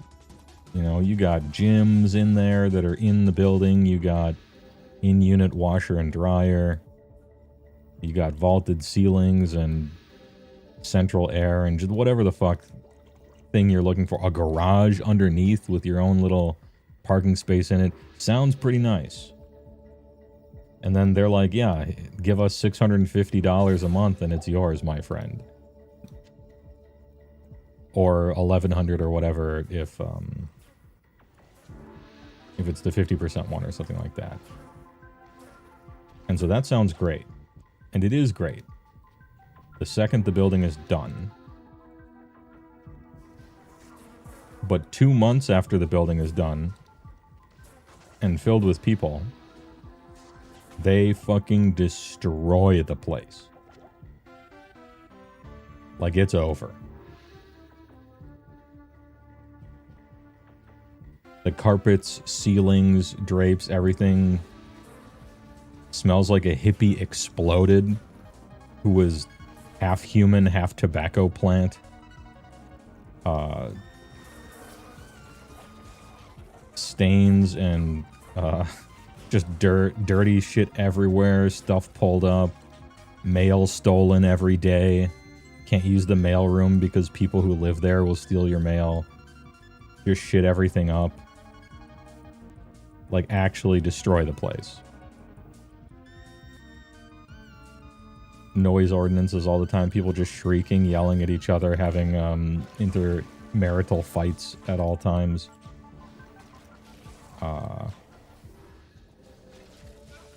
It was a shit show. The lady who, the manager lady who was showing me that place, I became a counselor. I didn't want to. I don't do that. It's not, I'm not even necessarily good at that. But she was showing me the room. And she spent the entire time, like, we're walking through the garage. Oh, and here are our parking spots, and there's the recycling. And basically, she would go into, like, a giant, I hate everyone who lives here. And they treat me so bad that it's affecting my mental health. I will not be working here when the year is up. Like, I'm showing you this apartment, but I won't be the manager by the time your lease is up. I can't take it anymore, these people.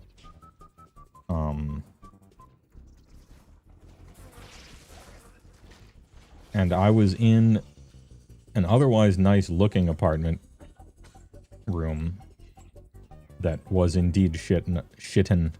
It was not necessarily unbe-pissed. Although she said that the maintenance guy was going to come in and do a deep clean or whatever. I'm like, word. I was trapped in that unit with that woman, who otherwise was probably a nice woman, but she had been pushed to the brink. And she told me, and I couldn't escape from this conversation without being rude. She told me, like, her whole life story. Had my first kid this age, had my next kid this other age, interspersed with trials and tribulations of getting divorced and the people in this apartment building, and every once in a while she'd give me some, like, motivational poster kind of thing, like, you know, you just gotta work hard at stuff, and you gotta, it's all about the attitude of improvement in these people. So many of the people who live here or try to live here are actively trying to scam me out of technically qualifying for it by, like, purposefully quitting their jobs or purposefully taking less hours just so they can qualify for this, just so they can qualify for the room, for the 30% version, so they only have to pay like $300 a month for a $1,500 apartment room, and on and on and on and on. This poor black lady, they pushed her to the edge. Needless to say, I thanked her for her time after, but we were in there for 25 minutes, and I'm just like standing there nodding and being like, oh yeah. Oh man, that's terrible. I became Joe Rogan and I didn't want to. I'm like, damn, that's crazy. I was trapped.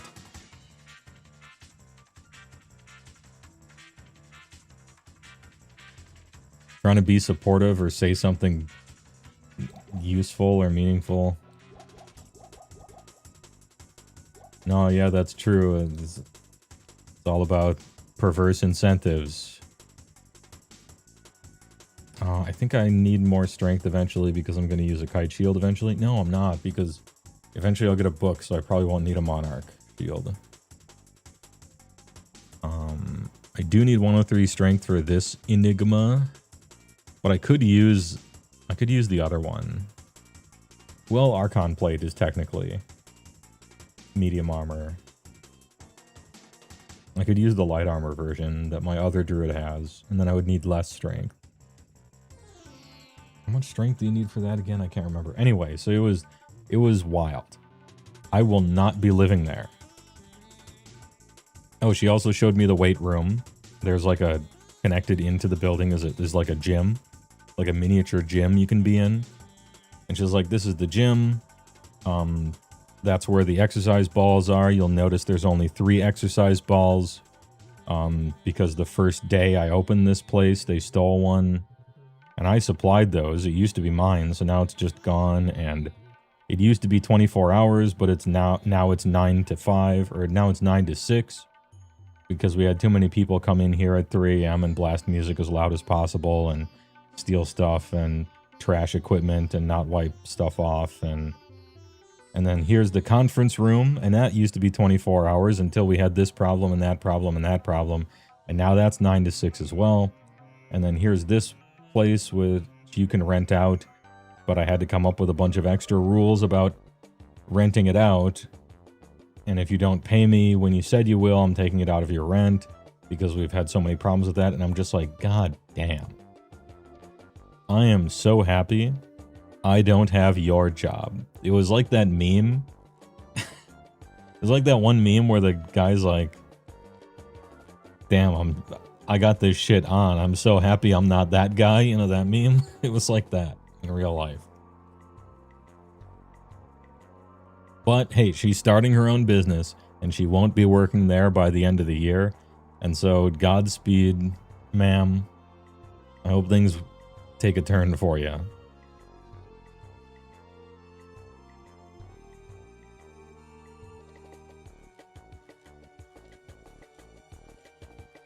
He just won't stop with the social commentary. I mean, it was her. She wouldn't stop with the social commentary because, well, she was right there in it. Like, she was interacting with it at all times. Couldn't, she wanted to stop with the social commentary and move away. But she'll get to do that at the end of the year.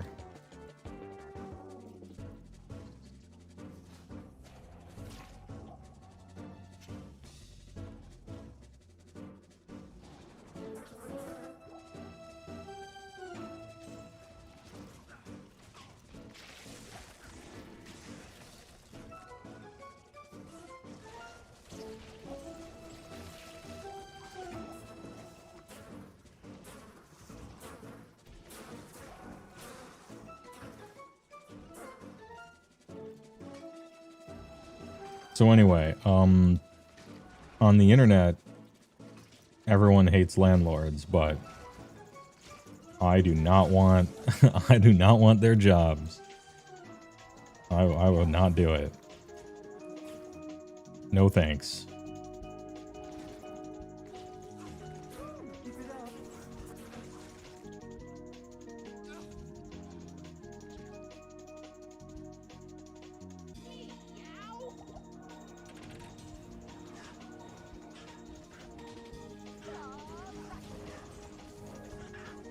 Immune to fire. Sir, can you give him a poke for me? Take your time. Alright, hell yeah.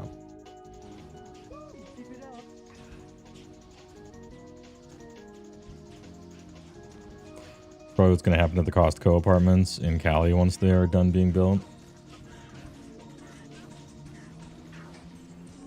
Well, it's California. No offense, but California's policies in general are like the biggest enablers of that sort of problem that the poor lady had.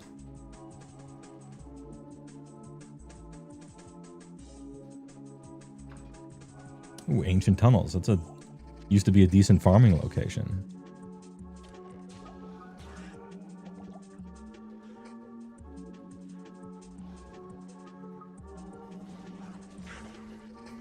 Look, their heart's in the right place. You gotta give them that much.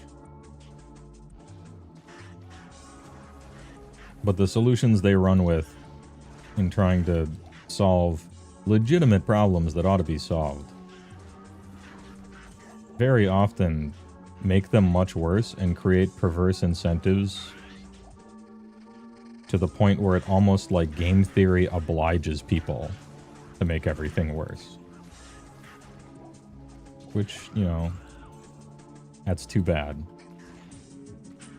I'm kind of results oriented about policy.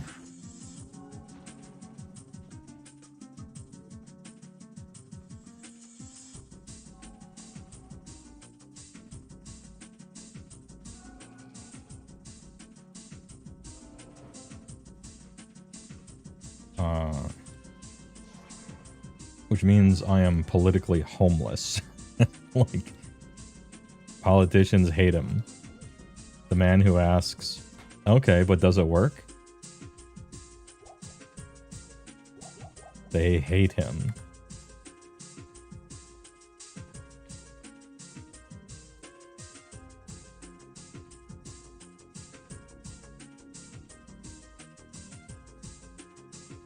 Oh, Seth Ferguson from YouTube. Sorry, you typed that a long time ago. I apologize. You're already famous. You're my favorite Warhammer content creator's favorite Warhammer content creator. Hell yeah. Don't worry, dude. They just released two excellent... Well, one's a little too good, maybe, on the face of it. We'll see how it shakes out. But anyway, they, for the most part, I'm talking like kind of the theory of design or something like that. They released two excellent battle tomes.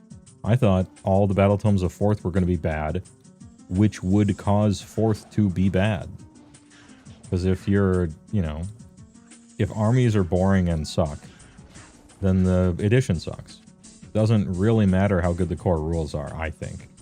I think players interact with an edition through their army, like through the lens of their army. That's how they interact with it.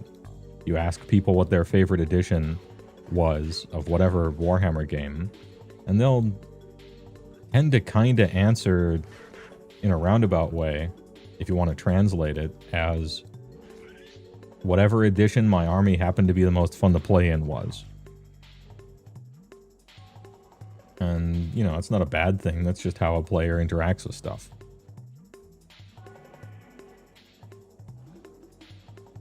But these most recent ones have been actually sick and cool. Fun to build lists for, dare I say, even. Not getting a lot of help from the core rules on that part of it, but with a good enough battle tome, it doesn't matter. That gives me high hopes for 5th. It might not just be... It might not just be copium. It might only be hopium. Because if we've turned a corner and now the battle tomes are going to start looking like Tzeentch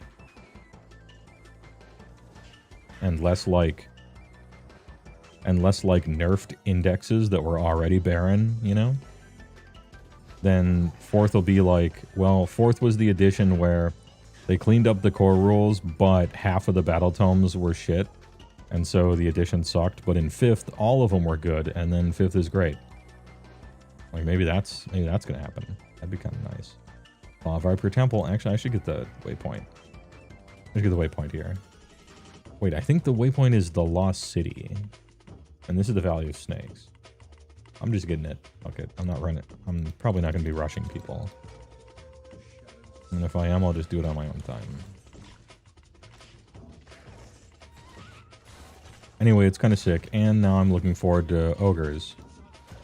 And before I was kind of like, yeah, Ogres will eventually come out, but they'll probably suck, so who cares? Now, I wonder if I'll get the cool guy. Am I getting the Tzeentch rider? Or the Index rider? Time will tell.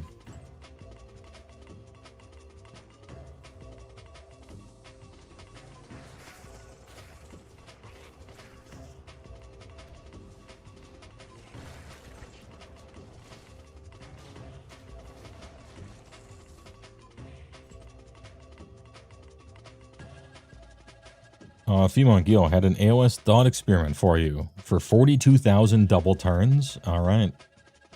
In which case, I'm going to town for this one. You spent your double turns.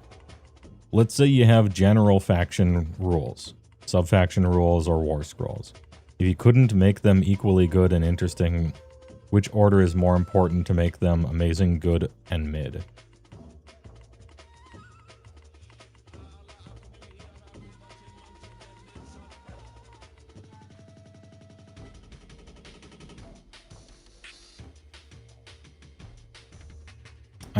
I'm of two minds about this. I think I'm going to speak pragmatically about this, but there are two forces at odds here. I think the war scrolls are the most important thing to get right, because war scrolls directly translate to a model sale, and the models are not cheap. It cannot be the case that a $60 box of 5 guys has a war scroll that's bad. And you want the most diversity of models, I think. So that there's like a food pyramid, and at the top, the most important diversity is you have all the armies, all the individual armies are popular, i.e. there's a strong reason for a certain type of person to want to play each individual army, right? And then one down from that is the models. Because there should be a strong reason besides looks for your very expensive models to be sold, right? And then underneath that is whatever sub-faction rules, general rules, all that other stuff. Because, and I think sub-faction rules are the least important. Let me start with. I think that's at the bottom of the barrel.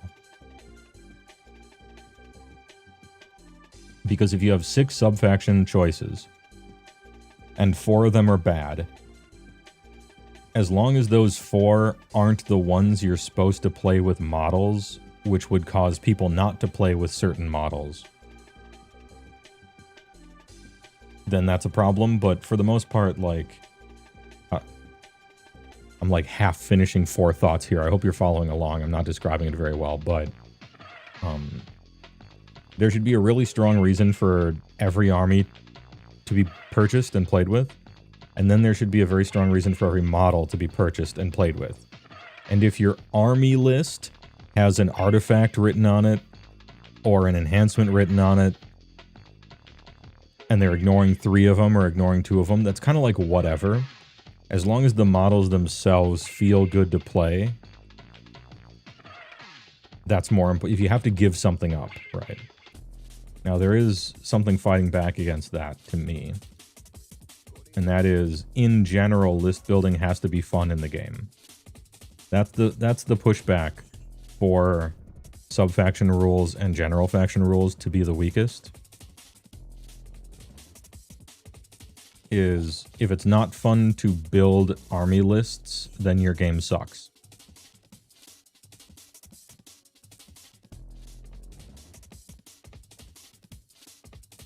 And so you can't let it go, you can't let it completely go nuts. Or rather, you can't ignore it completely. Because after a certain water level, suddenly list building is no longer interesting or fun, and then you have a bad game at that point.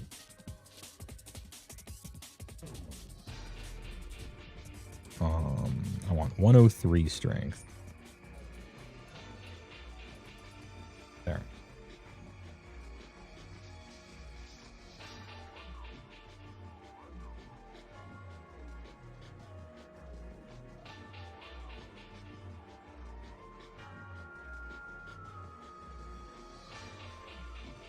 Very competitive mindset, you'd say sub-factions are very important because you don't want your guys, you want my guys.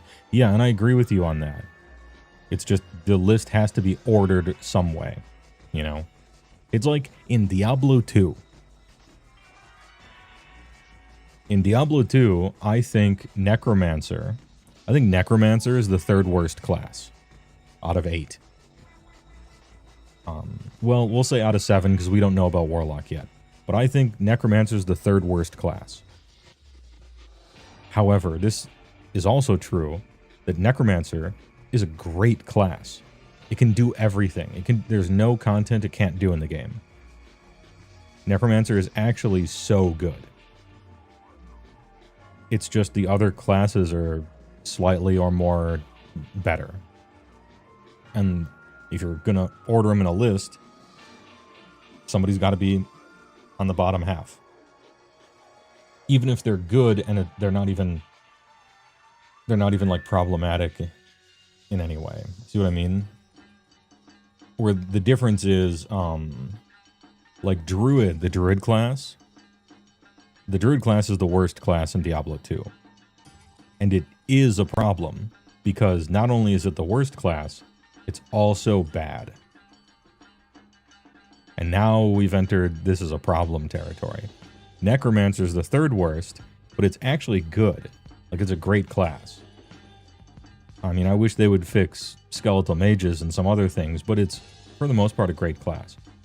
Druid is low on the list, but it's bad, and that's way worse. So I guess that's my thing about sub-factions. I think sub-factions are incredibly important. It's just, I gotta list them from 1 to 5, and I think they're the least important out of the 5. But they're still really important.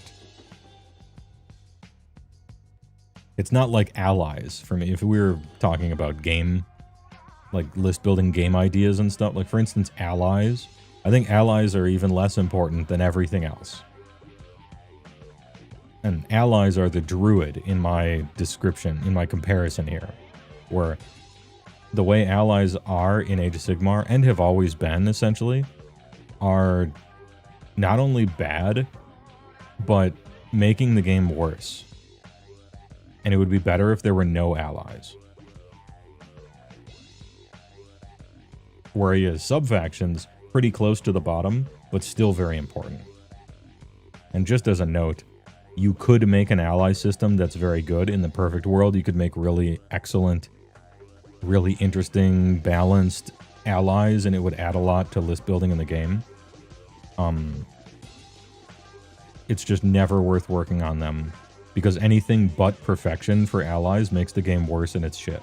So I think we just scrap it, or don't work on it and fix everything else first.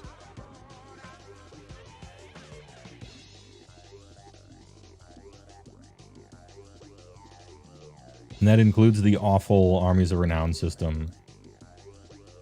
And et al., you know, and all that other stuff. Allies could be good, but the way they currently are in the system is horrible. Yes, I agree. You could make allies really good, or I don't mean strong. I mean like a good system. You could make a great ally system in this game, but it would be very difficult to do so without running into very obvious problems that they have. I don't know if it's worth doing, because anything less than a stellar, like amazing job on allies produces something that's bad, and you wasted your time, and you could have tried to make a more important system better. You know, you only have so many hours and employees, right? And at a certain point, you got to decide how to use your resources.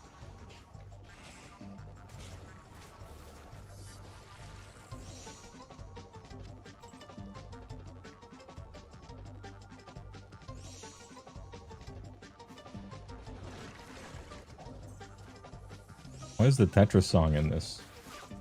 I mean, hey, alright. French Crusade has cool allies. They do. French Crusade is also a much simpler, much smaller game, with much better game design. It's the double. It's the double whammy.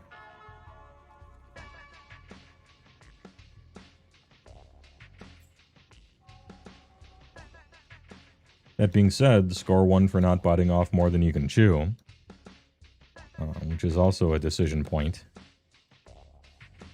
How much should we try to do? Hey, we are hopelessly drowning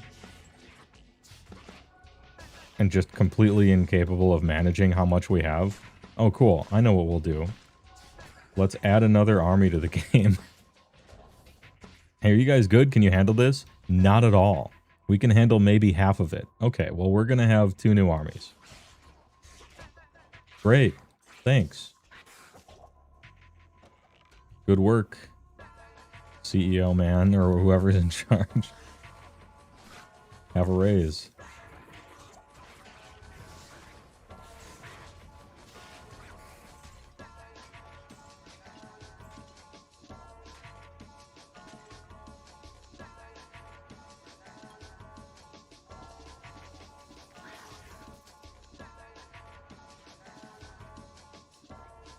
You think it's good that allies are only allies? Imagine your Frost Lords are better in KO than in Ogres. Yeah, that's one of the biggest downsides to allies in a game like this. In Magic the Gathering, it's actually awesome.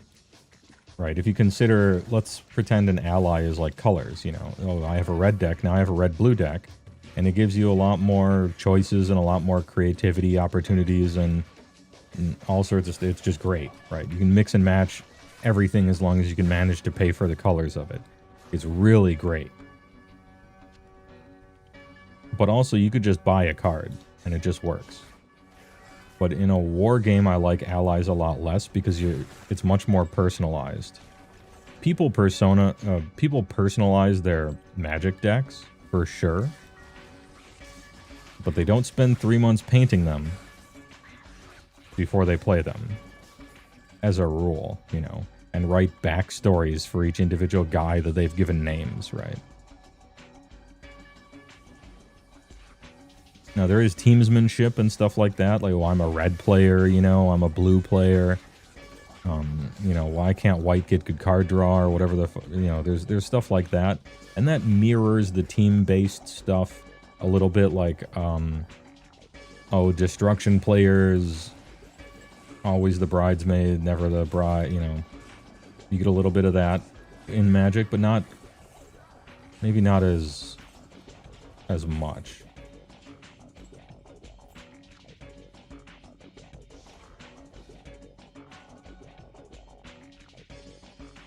Did you ever lost money on a new army launch? At that exact inciting incident?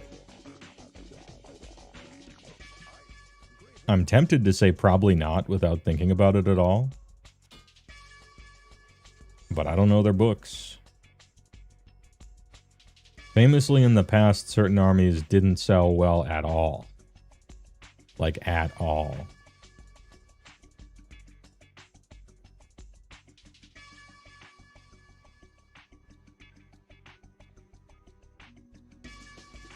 And some launches just fall flat. And, you know, it would just be a bunch of supposition and guesswork. I know that Fantasy was in the red for the last a lot of years of its life cycle. Now, Fantasy wasn't like a new army coming out, but it had some.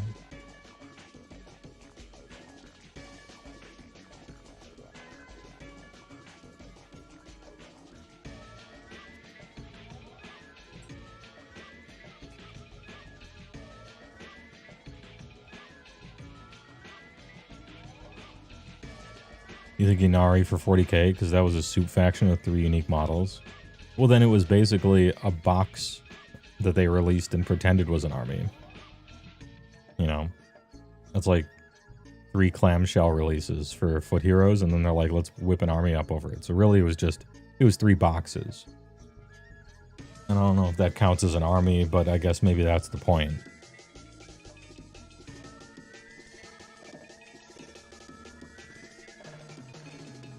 Oh, you missed the start. So once a stream reminder, turn up 28. It's in my notes.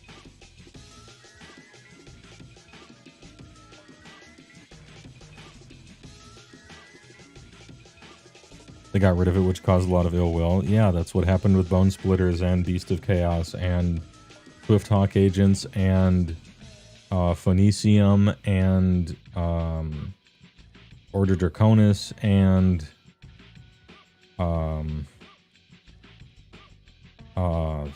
High Elves and just a lot of stuff. Sargasanct and the demon mix thing you could do briefly in second or third. I can't remember which one it was. The alternative Slaves to Darkness where you could play everyone's demons.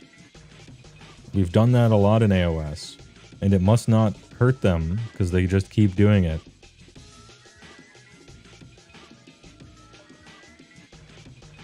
What was the Phoenician? It was one of the cities of Sigmar.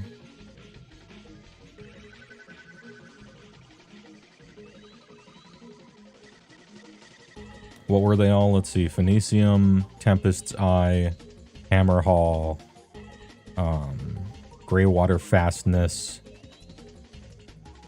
what was the Undercity one? That was like a port city. That one was sick, actually.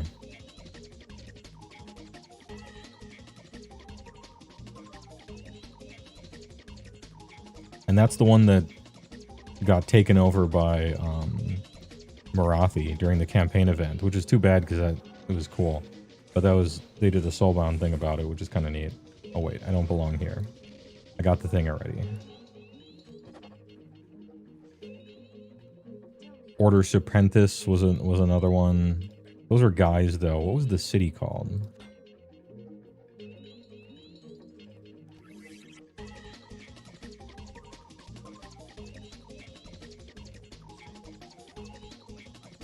Stay out of trouble. I won't.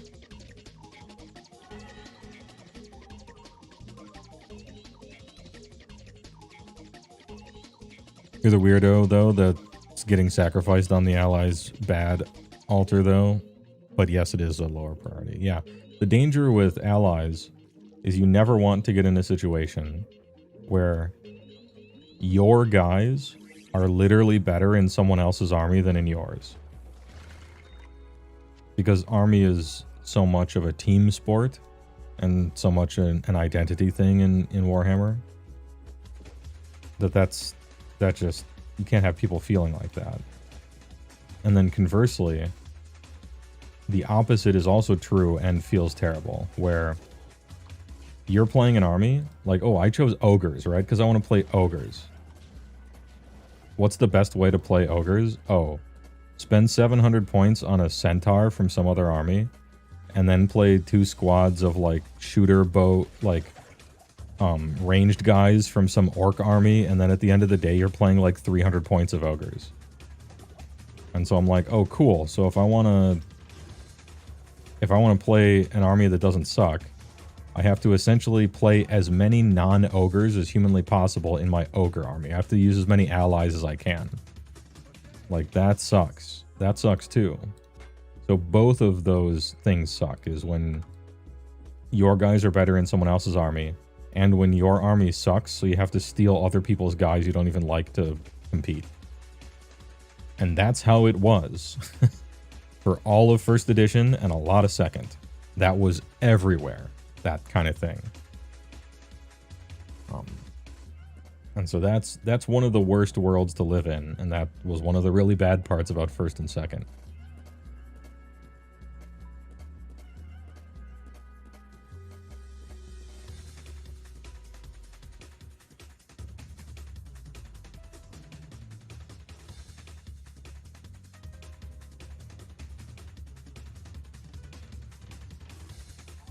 Give me the big meaty tome, GW. Yeah. I don't want it to be too good. I'd be embarrassed. Somebody asked me that before. I don't want the Lumineth Realm Lords battle tome. I mean, I kind of do because it's written well and it seems fun to build armies for, and it allows for so much customization and just build around the ideas. That's what has been missing. It was missing in third, and it was even more missing in fourth. Is build around the ideas, making list building fun and interesting, and something you want to do. One of the reasons why Magic is so good, and why Commander is so good, is because just sitting there building lists is so fun, you don't even necessarily have to play the game. just building the lists is fun.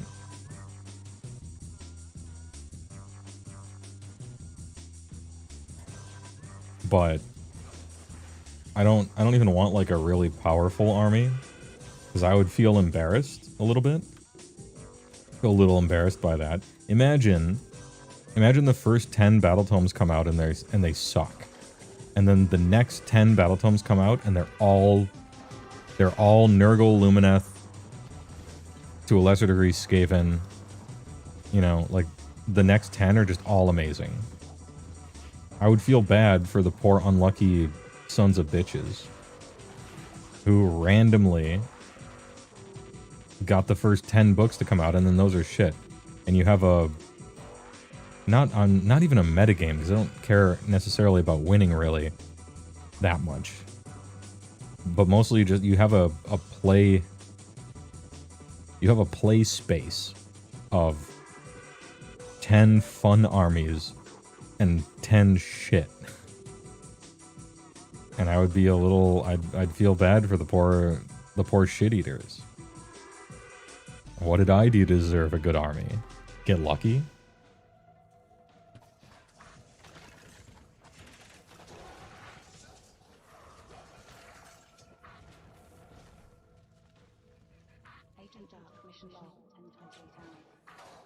Anyway, I want it to be fun. I know fun and good do overlap, and they overlap a lot more than casual players often seem to pretend. But they are not, you know, they're not 100%. They're probably 50 if I had to make up a number out of nowhere. Because it's fun for a guy to do the thing and have it work, you know? Like, that part is fun. You probably can't have rules that are fun but literally don't work. Or, like, your shit is so bad that you don't accomplish anything and then the game's over, right? Like, you probably can't have rules like that. I don't think it's possible. I'm just setting the extremes, I guess. Oh, it's Anvil Guard. You're right, Seth. And then now it's Harkuren.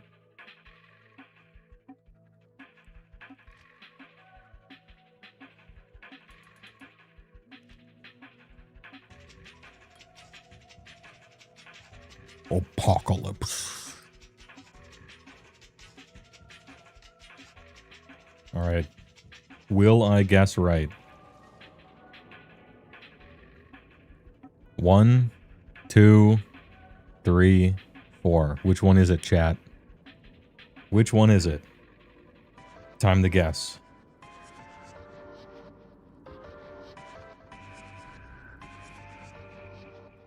I'm gonna take your lead, whoever types it.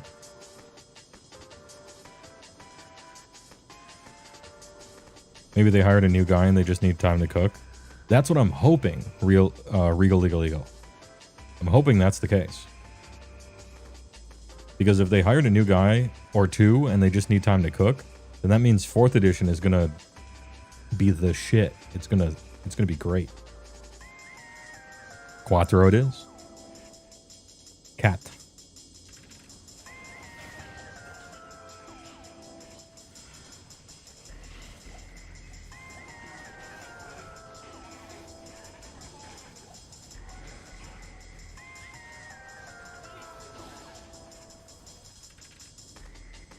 Nope. Wait, chance.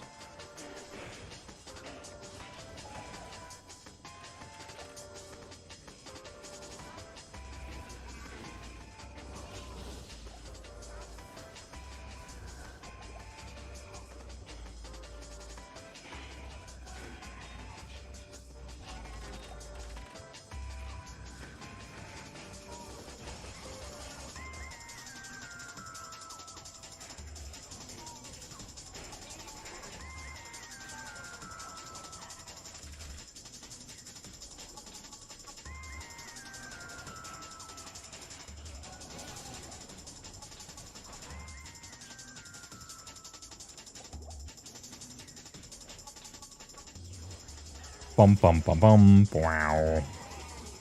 Not today. Maybe next time. Alright, number 2. Manzak says 3. We'll try it. We'll try number 3. Door number 3.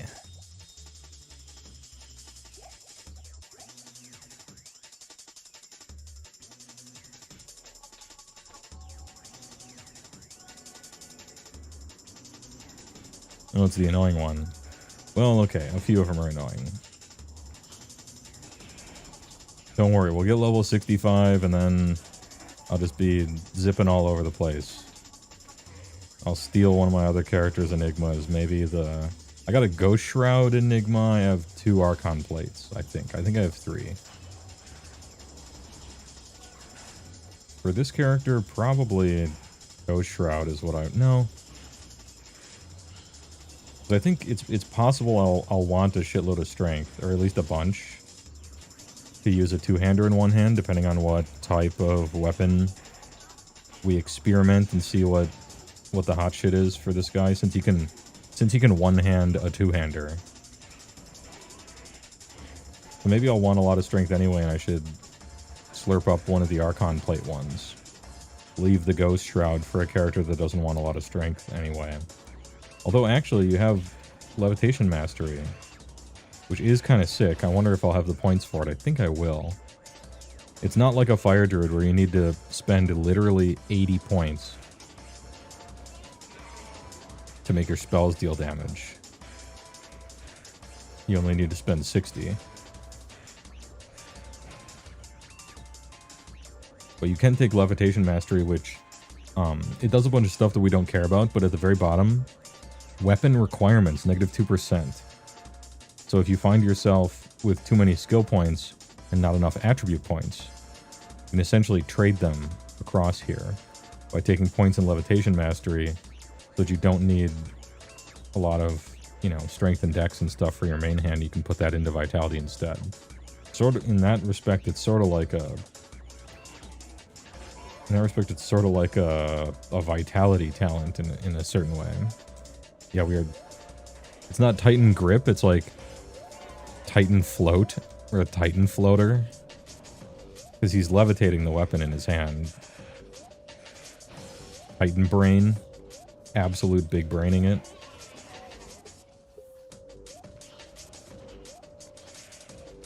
Okay, this pentagram shit is so sick. It's so cool. What a cool spell. I know it takes forever to go off. It's like Meteor, so it's technically bad. Because you want your spell to go off immediately so that faster cast rate can up your DPS by 1,000,000. But, I don't know, man. It looks damn cool. How long can you last just looking cool? We'll see, but... Can you please die? Titanokinesis? Yeah. The game server is going down for maintenance in 14 minutes, which might just put the kibosh on this. But, 14 minutes, if I guess wrong, if we guess wrong every single time and it ends up being the last one. Wait, did I go all the way around by accident? Oh my god. Not paying attention. Anyway, I can guess wrong every time and at least get to Canyon of the Magi.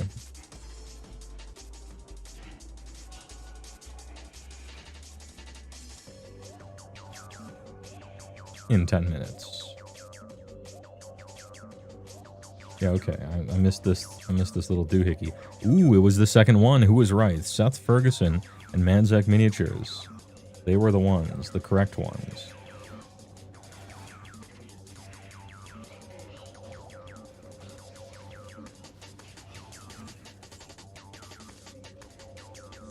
Horizon's Journal.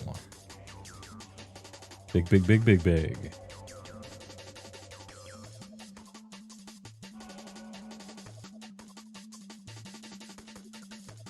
You hope they lean into SOG bonus scrolls more. They really can just rewrite a bad book as PDFs. Yeah, and that's one of the clues that the rules team are really trying to help and care.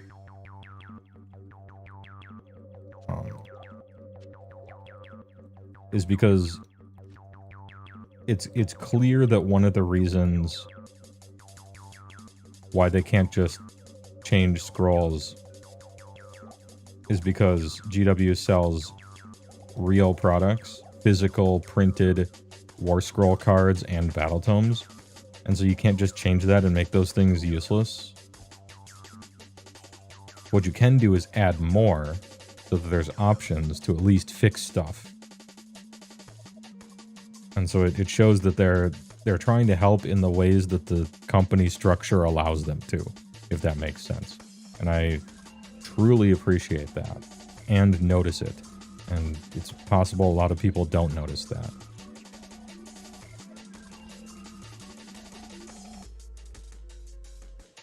They really ought to switch to digital rule by now? Yes. Yes.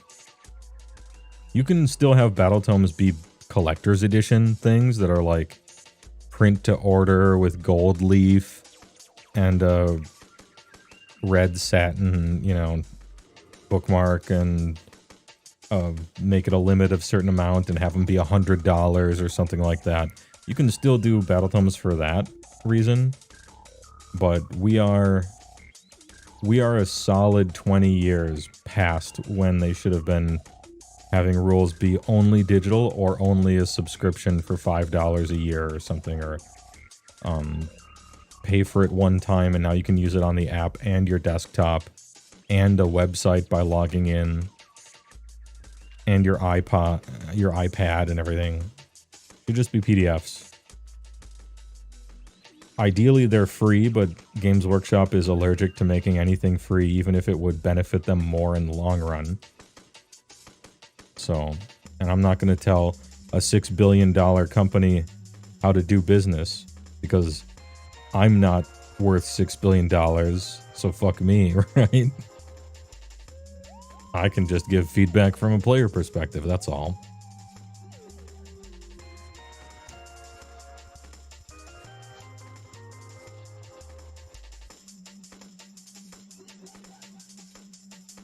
A premium fuckton of art painting guides and Path to Glory stuff would sell better than Rules Vaporware.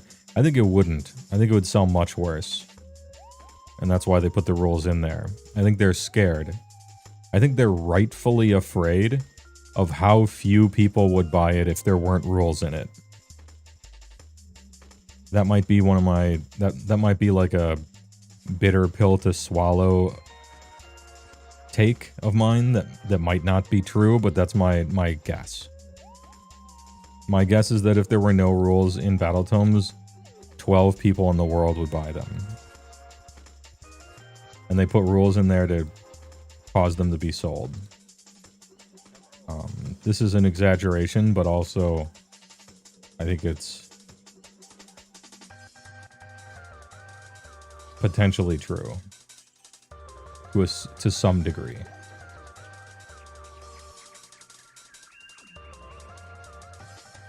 Do they still do White Dwarf? Somehow, yes.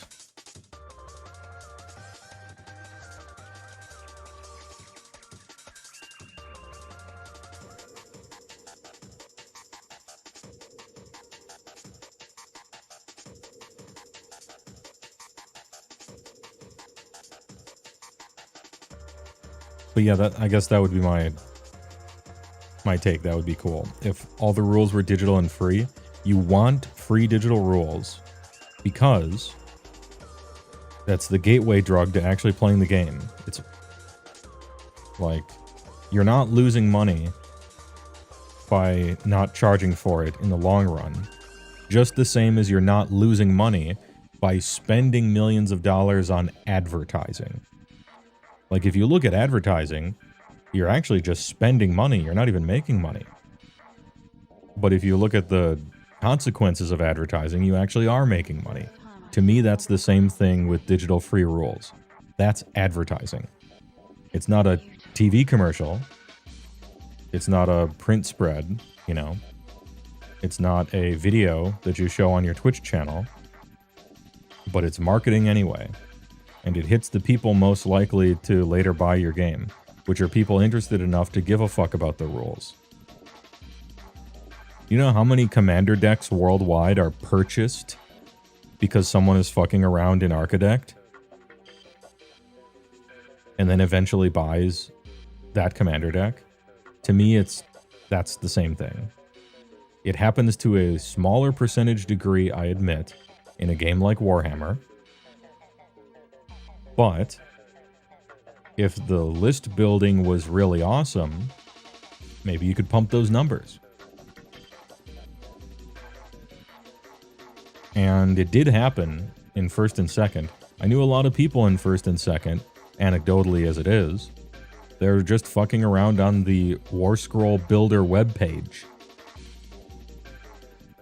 clicking on War Scrolls that were free on the store page, and like, oh, this would be a cool Skaven army, and then buying a Skaven army. Like that leads to a sale. And I think that's better than whatever they make from the rules portion of battle tomes that they could sell without the rules in them if they really want to if they really want to take that for a test drive as to whether the rules are selling the books or not.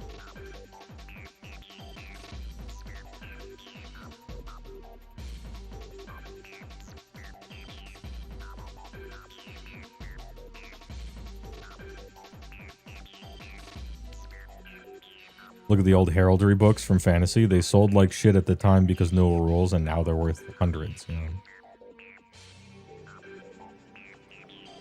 All novel printed book sales, including Black Library, make up 2% of total revenue. Yeah, and the entirety of fantasy made less money for GW than their paint products. Than paint.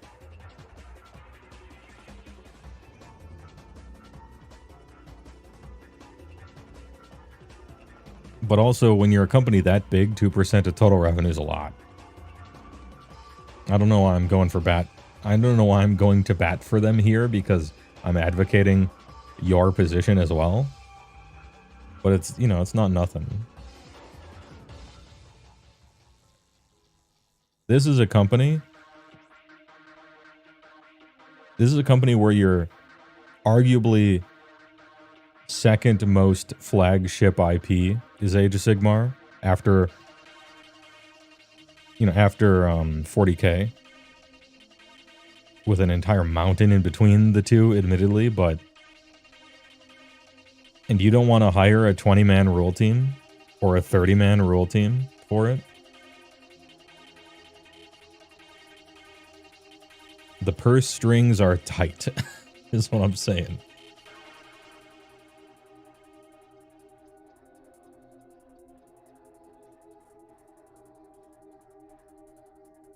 The paint is pretty good. It is pretty good. I think other brands are better, but it's not like garbage paint. Just the paint itself. The little paint pots are shit, and they're designed to make you waste paint and have the thing dry out and have to buy more, and they're crazy overpriced. But the paint itself isn't terrible.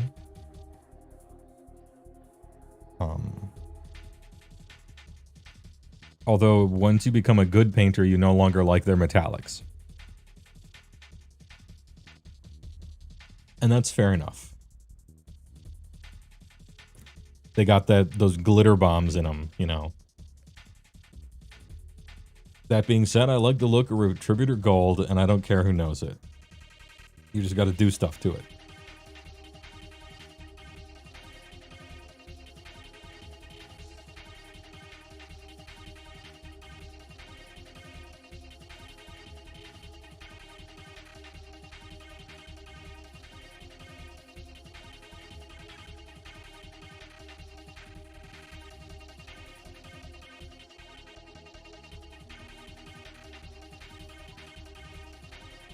This game server is going down in 3 minutes for maintenance. In 3 minutes, we die. In 3 minutes, we're dead, Chad. I maybe could have gotten to... Yeah, I think I misjudged my time. I probably could have gotten to Duriel and killed him. But here we are. 43, not bad. Got a good 10 levels out of the deal. Is there anything new I can equip from the fun zone?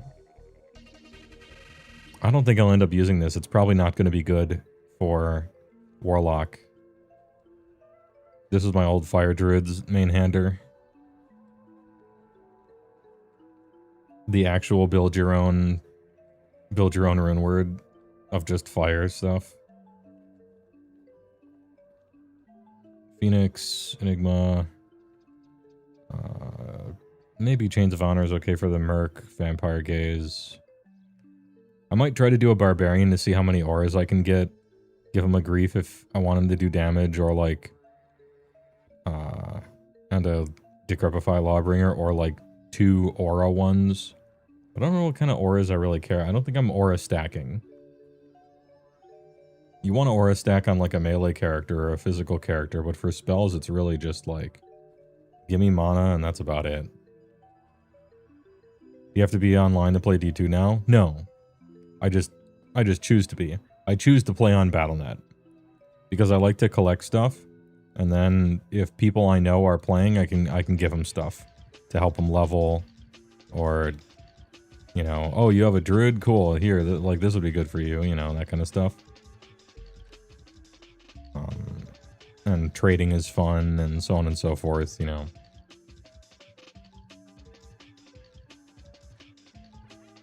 So, yeah, but this is one of those good remakes because it maintains a lot. Like, you can play offline. A little offline mode. Don't have to connect. Now, there's no TCP/IP or TCP/IP multiplayer like the old, like the true olden days.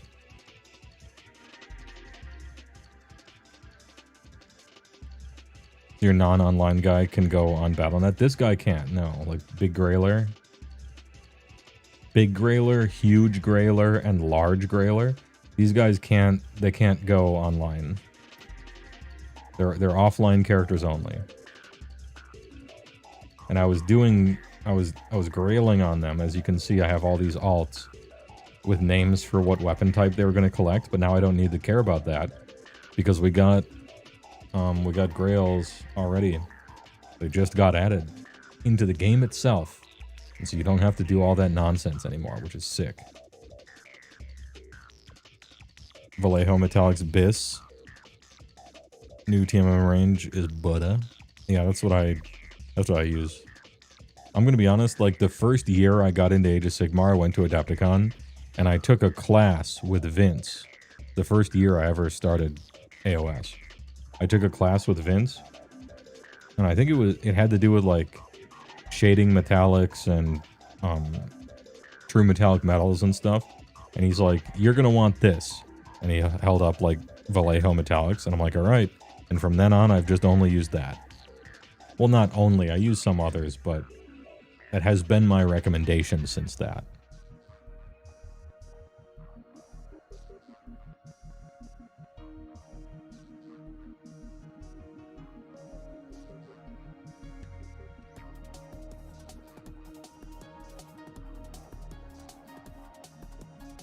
Latino Hot, that's a very funny comment out of context. Really? It looks like goop and the flakes are huge. That's true. That's Retributor Gold. It doesn't just look like goop, it handles like goop. The shit is molasses. It's not paint. It's like, it's gold-colored molasses that someone, glitter bombed. Like with one of those packages that the package thief tries to steal it and it blows up into glitter. That's Retributor Gold. And so it sounds like I'm saying that it's shit, and I am, but I love it anyway.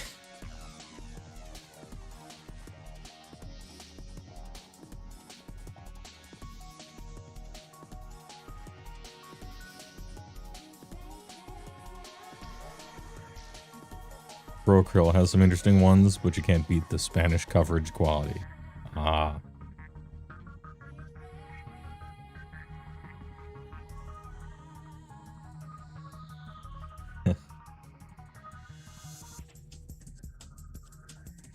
Hey, have you tried that new breakfast cereal?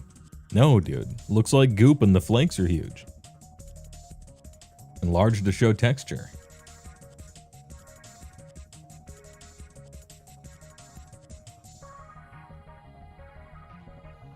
Ink Dunkins are good. I know that they're really expensive. I don't know if they're good or not. They probably are.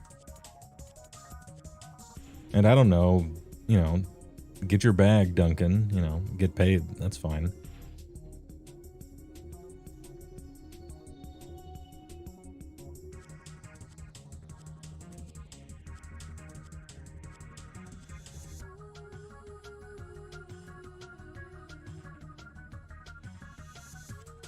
Anyway, how long is this maintenance supposed to last for? Am I just sitting around?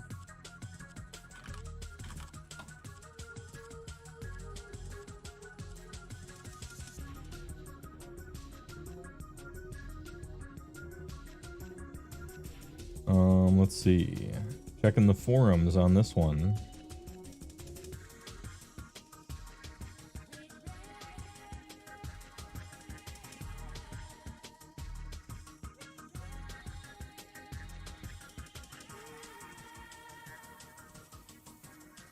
I thought they would do... I thought that they did a thing like PoE does that says the servers are about to come down and this is why. But maybe not. Maybe they just don't do that.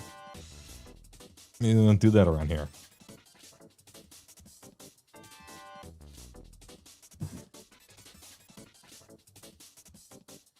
They are cheaper than GW at your LGS and are drop bottles. Oh. I was told they felt expensive. However, it's possible that they do feel expensive. It's just GWs are even more expensive. So I could be in. Could be in.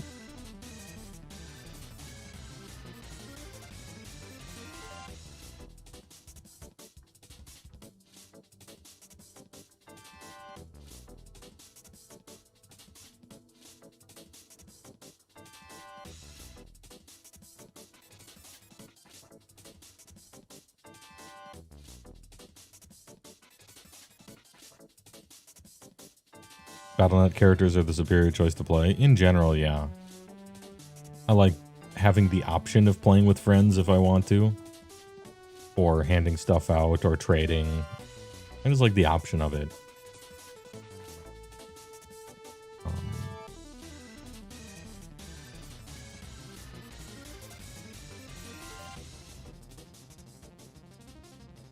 Not very related, but 40k fixed the Defiler with a new sculpt if you're bored and interested in a redemption story.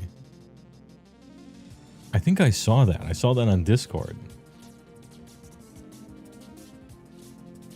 I don't know, is it supposed to be the Defiler or is it a different unit?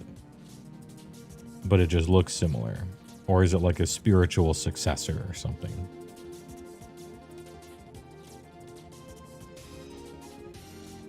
It's Peem. It's still... Okay, so it's still the Defiler then. Hey, I am always happy about a massive glow up from a real derpy looking model. Speaking of, can't wait for the new Ogre heroes. Like the Slaughtermaster and Butcher to get replaced. Can't wait for that glow up. It's impossible for the new ones to look worse. And even if they do, at least they'll be plastic and not fine cast. Always like a good glow up. Speaking of, can't wait for us to get new Man Crusher Gargants. Please. Those are the most hideous giants I've ever seen.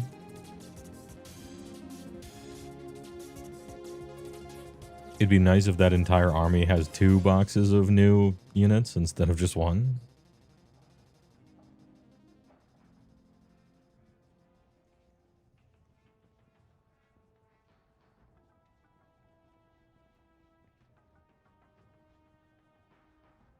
All right, hey, I guess I'm sitting out for maintenance. So I guess I don't know, I'm gonna get some big dinner. Short stream, I suppose. Left foot forward, mega sculpt, and the crowd goes wild. Hell yeah. Anyway, thanks for stopping by, I guess, a short stream. Not too short. I suppose it's almost been 3 hours, but to make it up for you, I'll stream tomorrow.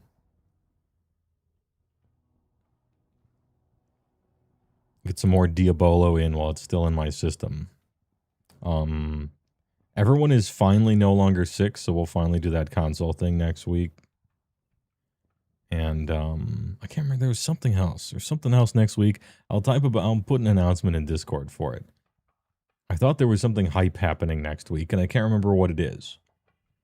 And I don't know, if I got nothing else to do, I might peruse some Turnip 28.